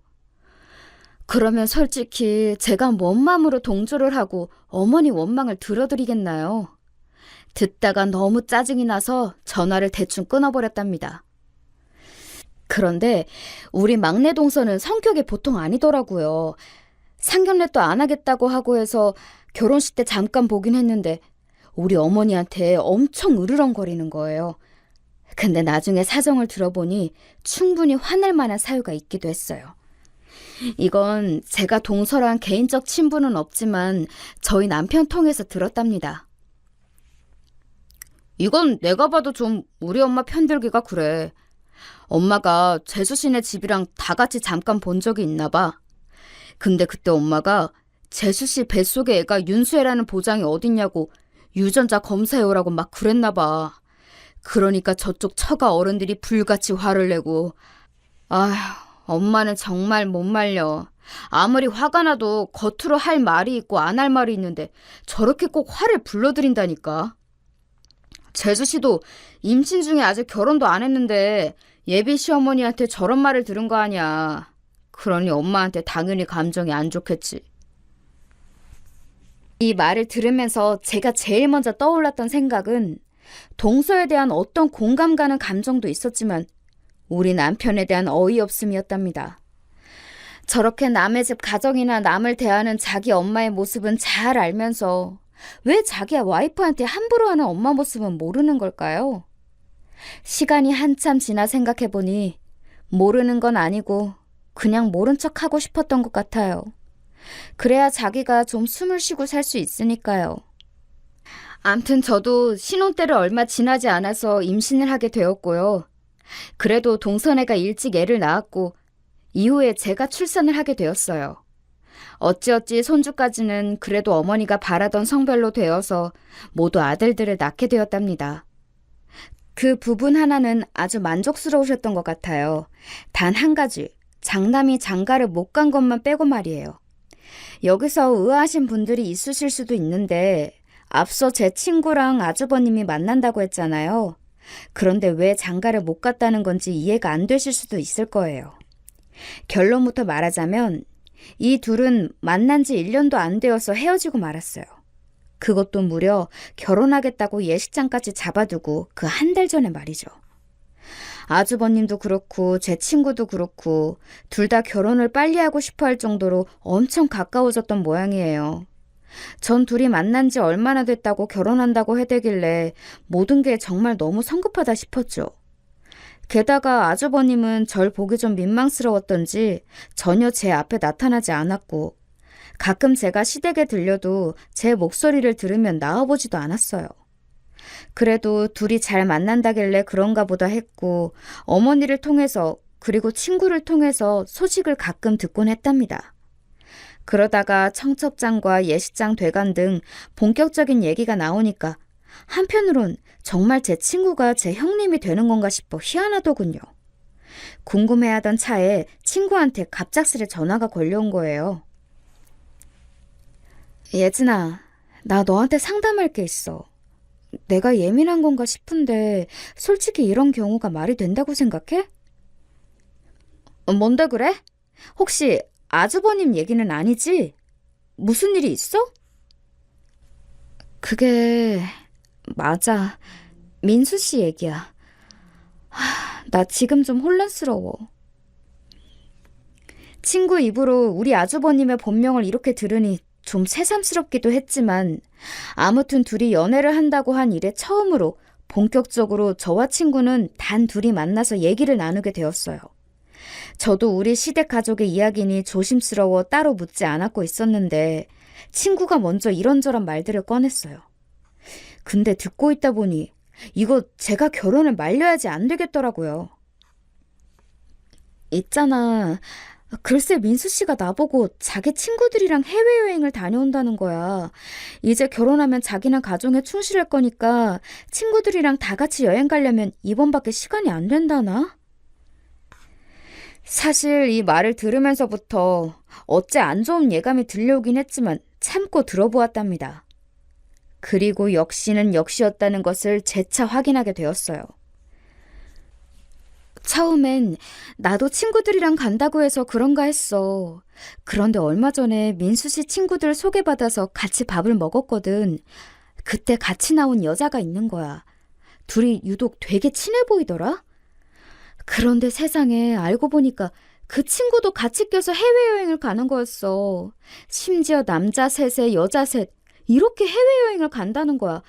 그것도 3박 4일을 말이지. 너라면 허락해줄 수 있겠어? 대학 동기라고 하고 정말 아무것도 아닌 사이들이라고 하는데 뭐하러 그렇게까지 해서 가야 되는 거야? 그중 2명이나 각각 결혼 예정이라는데 그런 걸 다들 예비 배우자들이 허락해주는지도 모르겠어. 내가 이상한 거야? 여기까지 듣고 보니 정말 어쩜 안에서 새는 바가지 밖에서 샌다고 사람이 왜 이리 한결같은가 싶더라고요. 역시나 아주버님은 바람직한 인간이 아니었어요. 결혼 전에 저런 문제로 자기 예비 신부를 이렇게 머리 아프게 해서는 안 되는 거잖아요. 반대로 자기 여자가 다른 남자와 만나는 것에는 아주 극도록 예민해야 한다는 거예요. 나는 민수 씨 이해가 안 되는 게 그러면서 내가 따로 직장 동료랑 밥을 먹는다든지 아는 오빠와 언니들과 잠깐 만나는 것도 납득을 못해. 다수로 만나는 거고 어릴 때부터 알아온 사람이고 그 자리에도 같이 데려가서 소개했거든. 근데도 내내 얼굴도 화가 나 있고 심통이 그득한 거야. 나중에 그 분위기 무마시키고 내 지인들한테 설명하느라 얼마나 힘들었는지 몰라. 나 정말 여러모로 지치는 것 같고 이 해외여행 얘기까지 나오니까 좀 한계야. 이 결혼하는 게 맞을까? 여기까지 왔으면 이미 친구도 어느 정도 결론은 냈다 싶더라고요. 누군가 방아쇠를 당겨주길 바라는 게 아닌가 싶었어요. 저도 더 볼 것도 없이 친구한테 할 말을 정확히 했답니다. 친구는 제 말을 듣는 내내 엄청 놀랐는지 점점 눈이 커지더라고요. 수영아, 우리 아주버님이라곤 하지만 나는 아닌 건 아니라고 봐.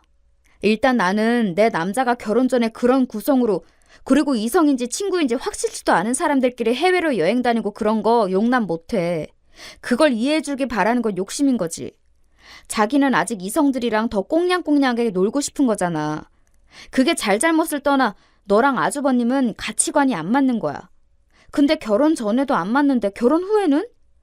더 심각해지고 그땐 고민할 장애물들이 더 늘어나. 그냥 단도직입적으로 말할게. 너 우리 아주버님이랑 안 만나는 게 좋겠어.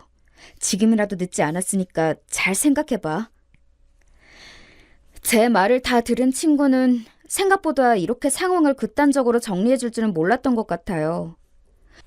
그래도 어떡하겠어요. 아닌 건 아니라고 말끔하게 정리를 해줘야 한다고 생각해요, 전. 둘이 만나게 하는 것까진 못 말렸지만 결혼은 정말 엄연히 제 책임이 있다고 생각하거든요. 친구는 그 자리에서 바로 답하진 않았지만 좀 더 생각해 보겠다며 말끝을 흐렸고요. 시간이 지나서 이 또한 저희 어머니를 통해서 결과를 듣게 되었답니다. 전화를 받자마자 어머니는 아주 주구장창 소리를 질러대시더라고요. 아무튼 이놈의 전화가 문제였어요. 제가 너무 고분고분 받아들였단 말이죠. 야, 네 친구 걔는 왜 그 모양이냐? 아주 경우가 없어. 아주 싸가지가 없다고. 결혼하겠다고 일을 이렇게 벌려놓고 갑자기 결혼을 못해? 약 올리면서 깍꿍하는 것도 아니고 이게 뭐야? 청첩장도 다 찍어둘 예정이었고 얼마 전엔 집안 친척들까지 다 돌면서 인사드리더니 이게 못하는 짓거리냐고. 아이고, 가슴에서 내가 천불이 나네, 천불이. 일단 저는 심호흡을 크게 하고 그냥 듣고는 있었어요.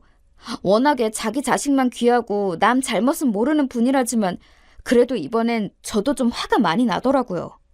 자기 아들이 잘못한 내용은 쏙 빼놓고 제 친구 욕만 하시니까요. 그래도 일단은 들어드렸어요. 세상에, 대체 이유가 뭔가 했더니 글쎄, 네 아주버님이 친구들이랑 여행 좀 간다고 했더니 그게 불만이라는 거야. 아니, 친구 사이도 그렇게 숨막히게 옥죄고 못 만나게 해서 어떡하냐? 멀쩡하게 생겨가지고 머리도 똑똑한 줄 알았더니 이제 보니 아주 속빈 강정이야. 그런 멍청이가 따로 없다니까? 그까짓 문제 때문에 이렇게 번듯한 새 신랑을 놓친 게 어딨어? 아이고, 네 친구 보고 전해. 너까지 거 2번 다시 줘도 안 가진다고 전해라. 우리 민수 같은 신랑감 어디서 쉽게 얻을 수 있는 줄 알아? 지 발로 복을 아주 굴려차는구먼. 이렇게 어머니는 이래저래 제 앞에서 친구 험담을 엉망진창으로 하시더니 끝으로 가서는 저한테 화풀이를 하시는데 전 여기서 대차게 터지고 말았어요. 하여간 네가 문제야. 어디서 그런 걸 신부감이라고 소개를 시켜? 옛날에 소개 한번 잘못 시키면 보통 욕먹는 게 아니라고 했어. 그런 거 각오도 안 하고 어디서 저딴 걸 데려다가 네 아주버님 만나라고 했냐고? 어머니, 제가 제 친구 소개시켜드렸나요? 저는 전혀 모르고 있던 상황이었잖아요. 그런 거 안 한다고 했는데도 어머니가 끝까지 연락처 달라고 하시고 둘이 만나게 하셨고 또 둘이 잘 만날 때에는 좋다고 하시더니 왜 이제 저한테 화를 내세요? 어머니는 여기까지는 듣고서 조금 깨갱하시는 것 같더니 제가 반박해서 뭐라고 하니까 그땐 저를 막 몰아세우시더라고요. 그리고 제가 얘기 들어보니까 아주버님이 잘못하시긴 하셨던데요. 결혼 전에 예비 신랑이 여자들이랑 짝 맞춰서 해외여행을 며칠씩이나 놀러 간다는데 어떤 여자가 좋아하나요? 그러면서 제 친구가 지인들 만나러 다니는 건 그렇게 눈에 불을 켜고 감시하러 다니신다고 하고 당연히 둘이 부딪힐 수밖에 없잖아요. 뭐야? 그럼 너는 지금 네 아주버님이 잘못했다는 거야? 네 아주버님 탓하는 거냐고? 그 와중에 꿋꿋하게 본인 장남에게 호칭 맞춰가면서 저를 야단치려는 어머니에게 정말 여러모로 질려버렸어요. 대체 왜 이렇게까지 해야 하는 걸까요? 아무튼 이렇게 얘기는 끝나버렸고 아주버님은 그 뒤로 공연히 저랑 마주치면 되도 않는 시비를 걸어대는 거예요. 명절 때에도 머리는 까치집을 하고 추리닝 바람으로 굴러다니면서 씻지도 않고 면도도 안 한 모양새를 하고 있더군요. 암만 그래도 나이가 40대인데 얼마나 철이 없는 건지 동생네 부부가 왔으면 제대로 씻고 눈곱이라도 떼고 있어야죠. 아주 보기 안 좋은 모양새를 하고는 저한테 이래저래 훈수를 두는 거예요. 재수씨, 거 전날부터 와서 엄마 좀 도와줘요. 우리 엄마 나이가 70인데 저렇게 혼자 부엌에서 허리 수그리고 뭐 하는 거냐고. 잡채랑 전이랑 이런 거 미리미리 좀 해오면 좋잖아요. 저도 웬만하면 그냥 무시하겠지만 여간 감정이 안 좋은 상태였기 때문에 웃으면서 받아쳤어요. 어머, 전 어머님 힘드시지 말라고 일부러 집에서 잡채랑 점도 다 해온 거예요.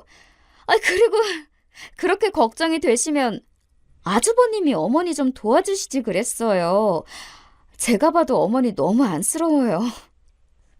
그랬더니 인상을 훅 쓰더니 휙 돌아가지고서는 지 방으로 들어가 버리더라고요. 아니 무슨 고등학생 아들도 아니고 뭐 하는 짓인지 모르겠어요. 이때 어머니도 약간 신경이 곤두서 있으셨는데 그 큰 이유는 바로 동서 때문이었어요. 걔는 참 성격도 이상해. 도대체 결혼한 애가 왜 시댁에 들락날락할 생각을 안 하는 거야? 그리고 지는 안 온다고 치자고. 왜 신랑은 못 가게 하는 건데? 우리랑 무슨 왼수졌냐? 내가 아주 기가 막혀서 못 참겠어. 어제만 해도 진짜 화병 나서 죽겠더라니까? 뭔 죄를 지었다고 이렇게 하는 일마다 꼬이는 건지 아주 성질나서 못 참겠어. 어머니는 줄줄 이렇게 읊어대시더니 이후에 갑자기 저한테 폭탄 돌리기를 하시더라고요. 그나마 꾸준하게 시댁에 들리고 있는 며느리까지 안 와야 정신을 차리시겠나 봐요. 예, 네가 한번 막내네 전화 좀 해봐. 전화해서 네 동서한테 명절이니까 시댁도 좀 오라고 하고 재촉 좀 해보라고. 그런 건 같은 며느리들끼리 말해야 알아먹는 거야. 그래도 네가 손윗 사람이니까 전화해서 야단도 치고 좀 해봐라. 내가 하면 다 안 온다고 도망갈까봐 무서워서 하지도 못하고 이게 뭐냐? 왜 불똥이 저한테 튀나 해서 좀 황당해하던 중 어머니는 급기야 불을 지르시는 거 있죠? 아이, 따지고 보면 너도 잘못이야. 네 동서가 저렇게 명절에 안 오고 나한테 버릇없이 굴고 있잖아? 너가 명색이 큰 며느리고 이 집안 가풍을 알면 진작에 길을 눌렀어야지. 어디서 시댁에 코빼기도 안 내비추냐고 진작 잡았어야 했어. 그래야 제가 너 무서워서라도 당장 기어왔겠지. 어머니, 왜 불똥이 저한테 튀는 거예요? 왜 제가 책임을 져야 하는데요? 동서랑 어머니 사이에 무슨 잘못을 했다고 그러세요? 얘기가 이렇게 확장되고 있는데도 남편은 자기네 본가 거실에 누워서 잠들어 있고 일어날 생각도 안 하고 있고 분위기는 나빠졌어요. 우리 어머니는 정말 얄미운 게 이렇게 분위기가 나빠지면 금방 없었던 일처럼 얘기를 대충 끝내셔요. 아야, 됐어. 이제 너까지 나한테 그러냐? 내가 진짜 서러워서 못 살겠다. 얼른 밥들이나 먹고 각자 집으로 가! 정말 하나부터 열까지 남의 탓으로 돌려서 도통 본인에 대해선 조금 더 반성할 줄 모르는 병에 걸리신 것 같아요. 어쩜 저렇게 이기적이고 멋대로이신지 숨이 갑갑해지더군요. 그날 저도 좀 답답하고 돌아오는 길 동서한테 전화해봤는데 동서는 외려 이런저래 바보 취급하더라고요. 형님, 저는 시댁 갈 생각이 조금 더 없어요. 전에도 그랬고 오늘도 그렇고 앞으로도 절대 안 가요. 그것 때문에 전화하신 거면 할 말이 없어요. 아니, 동서, 그런 건 아니고 그냥 왜 안 왔는지 물어봤어. 음식한 것도 있고 조금 갖다 줄까 해서. 저도 뭐 대단한 호의로 그런 것도 아니고 어머니랑 동서 사이를 좋게 할 생각은 조금도 없었어요. 단지 이유나 좀 들어보고 싶었거든요. 그랬더니 동서는 무척 냉정하게 말을 툭 자르더라고요. 형님도 아실지 모르겠는데 제가 우리의 뱃속에 있었을 때 어머니가 엄청 막말을 하셨거든요. 전 그 말 듣고 절대 어머니한테 손주 안 보여드리기로 결심했어요. 자기 애인지 아닌지도 모르는 애를 왜 보여줘요? 그리고 집 해줄 능력도 없다면서 니들끼리 알아서 살라고 했었잖아요. 그래서 우리 집에서 남편까지 새들어 같이 살고 있어요. 근데 무슨 할 말이 있어서 오라마라 떠보는 거예요? 동서는 애지간해서는 말로 어르거나 달래면서 어떻게 할 수가 없을 정도로 상처가 깊더라고요. 충분히 이해가 갔어요. 그런데 전화를 끊을 때쯤 동서가 충고 아닌 충고를 하더군요. 엄연히 그 집안에서는 형님이 저보다 손윗사람이니 제가 이런 말 하는 것도 좀 그렇지만요. 형님도 잘 생각해 보시는 게 좋을 거예요. 보아하니 저한테 이런 식으로 하는 어머니가 형님이라고 딱히 잘해주실 것 같진 않거든요. 언제까지 그렇게 어머니한테 끌려다니고 착한 며느리 행세하시고 사실 거예요? 그거 누가 알아줘요? 나라에서 상 줘요? 돈 줘요? 동서의 말은 상당히 격앙되어 있긴 했지만 이 말은 저를 무척 무겁게 눌러오더라고요. 그때야 대충 얘기를 끝냈고 이후로도 우리는 전화 한 통 하지 않았어요. 하지만 동서의 저 마지막 말은 한참 시간이 지난 뒤 제가 뼈저리게 공감하며 모든 걸 다 내던질 때 선명하게 떠올랐답니다. 당시엔 아무리 그래도 그렇지 저 말이 좀 심하다고 생각했는데요. 제가 그 말을 그대로 하게 될 줄 누가 알았나요? 저는 정말 얼굴에 온 핏대가 다 곤두세워진 상태로 어머니한테 아주 노발대발 소리를 질렀어요.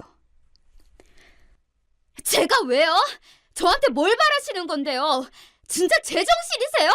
맨날 어머니 멋대로 질러놓으시고 왜 제가 그걸 다 업고 가야 되냐고요? 막말로 나라에서 상을 줘요? 돈을 줘요? 전 그렇게 못 살아요. 어머니 며느리 노릇 때려칠 테니까 그렇게 하세요. 이렇게 끝도 없이 내지르는 소리에 어머니는 그대로 주저앉아서 몸을 파르르 떨으시고 그 모습을 아버님이 아주 비장하게 보시더군요. 그러면서 어머니를 감싸 안으시더니 저를 엄청나게 원망스러운 눈빛으로 쳐다보셨어요. 하지만 전 조금도 흔들림이 없었고 온몸이 떨려오더라고요. 동서가 어머니를 단절한 것을 보고 이해는 가면서도 저렇게까지 할 필요가 있나 생각했던 제가 그 누구보다 더 격렬하게 분노하며 저런 소리를 쏟아내게 된 데에는 이유가 있어요. 그것은 다름 아닌 저와 약간 양숙이라고 해도 틀린 말이 아닌 아주버님 때문이거든요. 아주버님은 안 그래도 저에게 감정이 좋지 않았던 차에 저에게 완전히 민폐를 끼쳐버리는 행동을 하게 되었거든요. 이때도 역시나 본인이 직접 우리에게 전달하지 않고 어머니를 통해서 전달해 왔어요. 어머니, 그건 말도 안 돼요. 저희가 그런 돈이 어디 있어요.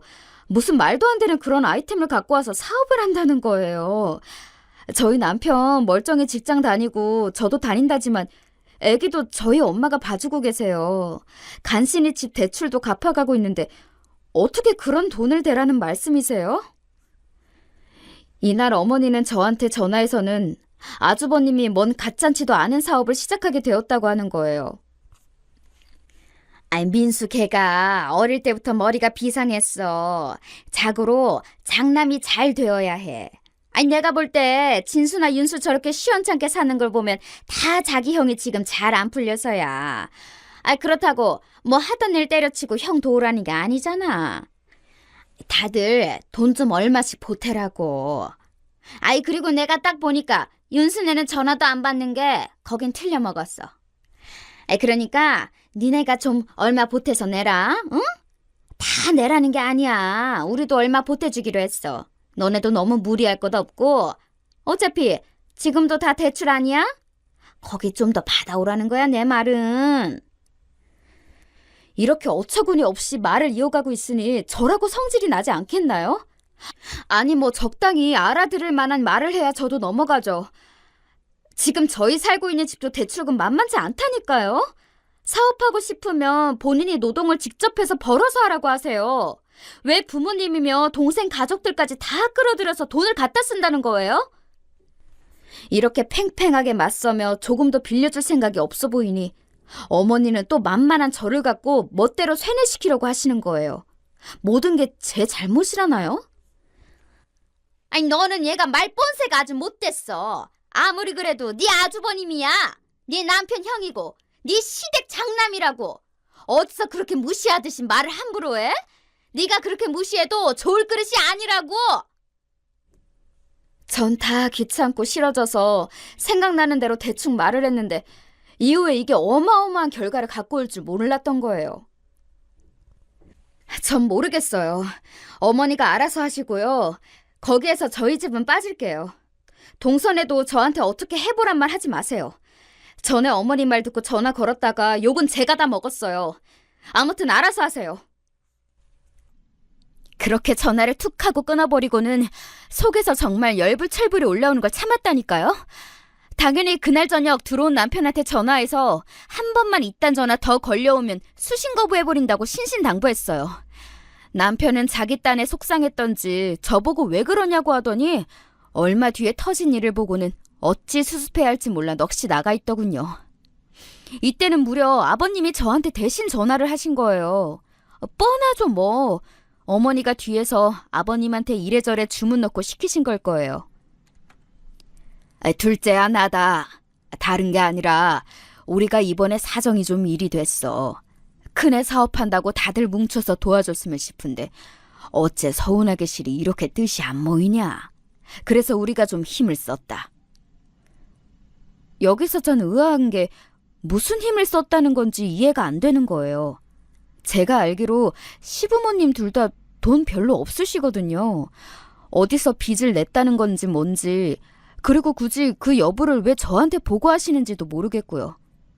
어째 전화기를 들고 있는 내내 불길한 예감이 엄습했는데 이게 이렇게 저한테 확 들이칠 줄 누가 알았겠어요? 그래서 말인데 우리 살고 있던 집을 정리했어. 이렇게 해서 큰애가 잘 된다면 얼마나 좋겠냐. 애도 아주 신신당부를 했어. 큰 각오로 하는 거니까 잘 될 거다. 그러니까 말이다 둘째야. 우리 있던 곳도 처분을 했으니 니네 집에 가 있는 게 맞을 것 같다. 너희랑 같이 분담하려 했는데 그렇게 네 시어머니가 말리더라. 애들 부담 주면 안 된다고. 그래서 우리 선에서 처리를 했어. 우리도 이렇게 힘을 썼으니 마무리라도 너희가 자식된 도리를 해줘야 하지 않겠냐? 전 이때 차라리 꿈이었으면 좋겠다는 생각을 잠깐 했었어요. 아주 잠깐. 정말 머릿속 뭔가가 툭 끊어지는 느낌이 들었답니다. 내가 뭘 들은 건지 차라리 이게 지나가는 옆집 아저씨가 어디 전화를 잘못 건 내용을 우연히 들은 거라면 좋을 텐데 별 생각이 머릿속에서 어지럽게 마구 흘러가더라고요. 그리고 이렇게 결론을 다 전했다 싶어서 다행이라 생각했는지 몰라도 이쯤에서부터 어머니가 냅다 전화를 바꿔치기 해서는 말하시는 거예요. 제정신이 아닌 상태로 어리 나가 있는 저에게 말이죠. 예, 너 다 들었지? 들었으면 됐고 결론은 이거야. 니네가 하도 돈 되기 싫어해가지고 우리가 늙음하게 집 빼서 네 아주버님 돼줬다. 아주 승승장구할 거야. 그때 가서 덕 보려는 생각 말고 지금부터 격려 전화라도 하고 용돈도 좀 보내고 그래. 아이 그리고 좀 전에 네 아버님이 말했지? 우리 집을 뺐으니까 지금 있을 데가 없어. 니들 집으로 가야 하니까 그리 알고 있어라. 짐들도 줄이려고 앵간히 노력을 했어. 네 아주버님이랑 여기 정리하고 우리는 글로 갈 테니까 그리 하려고. 이러고 냅다 전화를 끊어버린 어머니. 제가 이후로 몇 번을 걸어대도 받지 않았어요. 정말 거짓말 아니고 제가 열 몇 통을 걸었는데도 어머니는 전화를 받지 않았습니다. 그 길로 저는 직장에서 일에 집중하지 못하고 몇 번이나 머리를 쥐어뜯다가 내가 왜 이러고 살아야 하는지 모르겠는 거예요. 시댁에서 뭘 보태줘서 집을 얻는 게 당연한 것도 아니지만 제가 더 많이 보태서 집을 얻어 남편과 살고 있거든요. 그리고 애 낳고 친정엄마가 다 도와주시고 있고 시댁에도 며느리 노릇을 안 하고 있는 것도 아닌데 돌아오는 건 늘 네가 더 잘해야 한다는 말이었어요. 게다가 심지어 자기 장남 사업하는 거 안 보태줬다고 대뜸 우리 집에 들어와서 살겠다고요? 저한테 한마디 상의도 없이, 아니 상의를 한다고 해도 안 해주겠지만 그래서 더 저렇게 일방적 통보를 하는 거냐고요. 사람 약 올리는 것도 아니고 지들 멋대로 정해서 통보하고 뒤처리는 싫으니까 전화도 안 받는 꼬라지가 너무 열이 오르는 거예요. 그 길로 저는 회사에 사정을 말하고 일찍 나와 도저히 안 되겠어서 곧장 운전해서 시댁으로 갔어요. 역시나 집을 정리하고 있는 분위기가 여실히 느껴지고 어머니는 제가 이렇게 달려올 거란 상상도 못했는지 엄청 크게 놀라시더군요. 둘째 너 왜 연락도 안 하고 오냐? 저기 이러면서 우물쭈물 대시고 그 뒤에는 같이 짐을 정리하다 놀란 꺼벙한 눈의 아주버님까지 보이더군요. 저는 숨을 거칠게 몰아쉬며 말했어요. 정말 운전해서 가는 내내 마음속에 담아두었던 모든 분노를 그대로 토해내버렸습니다. 어머니 저희 집에 오지 마세요. 오시지 마시라고요. 제 말에 어머니는 처음엔 당황한 듯 하더니 이내 원래의 그 짜증스러운 얼굴로 돌변해서는 마구 성질을 냈어요. 뭐야? 뭐라고 했냐 너 지금? 이 말에 옆에 있던 아주버님도 모자를 벗어들더니 인상을 험악하게 짓는 거예요. 왜요? 제가 뭐 틀린 말 했어요? 내가 빚내어서 힘들게 살고 있는 빚 갚고 있는 집, 나 살기도 바빠 죽겠는데 어머니가 갑자기 오신다면요. 아버님이랑 와서 둘이 살겠다는 거 아니에요? 왜요? 제 집인데 왜 허락도 안 받고 그렇게 다 정해버리시는 건데요? 그건 세 분이 알아서 하세요. 아주버님이 모시면 되잖아요. 아니, 부모님 살고 있는 집까지 정리할 정도로 억대의 돈을 받아가면서 거처도 안 정해드리고 뭐 하는 건데요? 그러자 아주버님은 거기다 대고 똑같이 성질을 내는 거예요. 하여간 그 엄마의 그 아들이더라고요. 뭐라고요? 재수씨가 뭔데 지금 이래라 저래라 해요. 그거 너무 선 넘는 참견아 아니에요? 저도 지지 않고 마구 싸대었어요. 이젠 그런 걸 가릴 때가 아니니까요. 제가 뭘 먹이는요. 지금 나서지 않을 수가 없게 일을 벌려놓고 뭘 아닌 척하세요. 엄마 아빠 돈 받아가지고 동생네 보내버리면 그만이에요? 그 뒤치다거리를 누가 하는데 지금 본인은 아무런 상관없는 척 하시냐고요.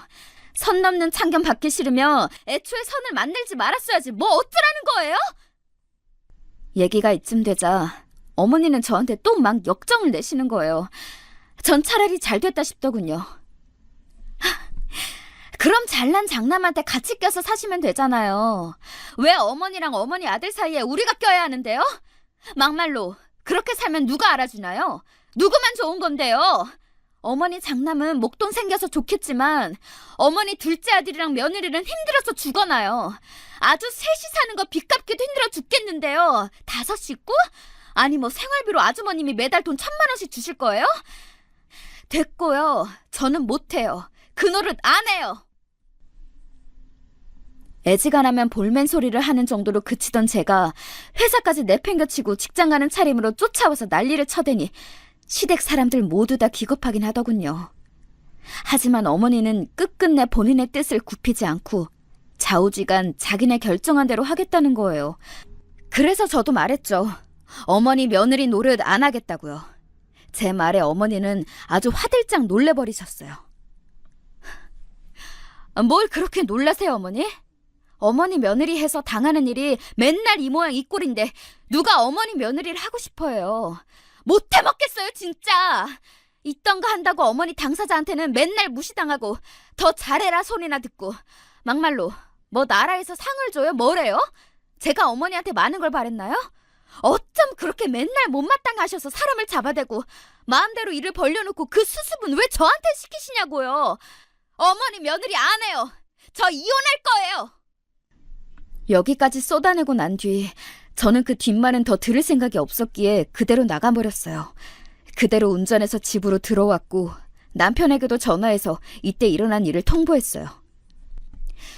난 할 만큼 했어. 당신이 선택해. 어머니 아버님이 우리 집에 들어와서 사시는 건 내 계획 안엔 없어. 그럴 거면 당신이랑 이혼하고 이 집 처분하고 나는 내가 알아서 살 길 찾을 거야. 아 물론 애 볼 생각은 꿈에도 안 하는 게 좋을 거야. 이혼 사유는 다 당신한테 있는 셈이니까. 가정을 깨느냐 이어가느냐는 당신 손에 달려있어. 오늘 안에 나한테 바로 답 줘. 이렇게 던져놓았고 전 씩씩거리면서 친정 엄마에게도 모든 상황을 말했고요. 거의 기절할 정도로 열이 받은 엄마는 그대로 제 남편한테 전화해서 난리 부르스를 쳤던 모양입니다. 결국 여기에 항복해버린 남편은 그간 모든 부분에 수동적인 모습을 보였으나 어쩔 수 없이 자기 엄마에게 전화를 했다더군요. 엄마한테 말했어. 나는 이혼할 수 없겠다고. 그래서 일단 엄마 울고불고 난리도 아니야. 엄마는 한 번만 더 생각해달라는데 나도 어렵다고 말했어. 아무튼 당신은 더 신경 안 써도 돼. 그렇게 말하는 남편도 본인이 꽤 굴욕적인 입장이라 생각했는지 표정이 엄청나게 어둡더군요. 하여간 이후로 시부모님과 아주버님은 좁아터진 원룸으로 들어갔고요. 셋이서 그 조그만 5평짜리 방에 살면서 지지고 볶고 싸우고 난리도 아니라는 후문이 들려오고 있어요. 벌써 몇 번이나 남편이 거기 불려갔었거든요. 그 꼴을 우리 집에서 봤을 생각하니 아니죠. 어머니가 우리 집에 있으면서 얼마나 거드름을 피워가며 절 부려먹었을 생각하니 기도 안 차요. 있어서는 안 될 일이고 끔찍한 일이죠. 본인이 자기 자식 뒤 닦아준다고 일을 벌려놓고 왜 그걸 남의 자식한테 가서 해결 보려고 해요? 저희 엄마가 직접 어머니 찾아가서 온갖 욕을 퍼붓겠다는 걸 저랑 남편이 같이 엎드려 빌며 말렸고요. 저는 이혼을 엄포한 뒤로는 어머니랑 연락도 안 해요. 이렇게 간단해지는 일일 줄 몰라서 한편으론 참 너무 허무하기도 하고 서글프네요. 어머니가 짠해서라기보다는 그냥 인간관계의 한 측면으로 볼 때 그렇다는 얘기예요. 왜 사정을 이 지경까지 만들어 놓고서도 자기 잘못이 뭔지도 모르고 말년에 자식들한테 다 버림받고 저렇게 사시는지 모르겠다는 거죠. 와중에 저보고 너도 늙어봐라. 너는 시애미가 안 될 줄 아냐고 생각하실 분들도 계실 것 같은데요. 오해하지 마셨으면 좋겠어요. 저는 자식한테 나중에 신세짐에서 살지 않기 위해 열심히 벌어서 살고 있고요. 행여 신세를 진다고 해도 저렇게 몰상식하게 인격을 깔아뭉개면서 제 무덤 파는 일은 안 합니다. 자식들이라고 생각이 없을까요? 자기를 저렇게 인격적으로 지지겨대고 함부로 구는 어른한테 단지 자기보다 나이가 많다는 이유만으로 순종하고 싶어 하는 자식은, 아니, 그냥 그런 인간 자체는 없을 거라고 생각해요. 남편이 수시로 어머니와 통화하고 괴로워하는 걸 보면 그냥 여전히 개벌은 남 못 주고 힘들게 사신다 싶네요. 전 더 상관하지 않으렵니다. 그럼 여기까지. 저의 속 터지는 사연을 들어주셔서 감사해요. 이제라도 느지막이 해방된 걸 감사하며 살고 싶어요.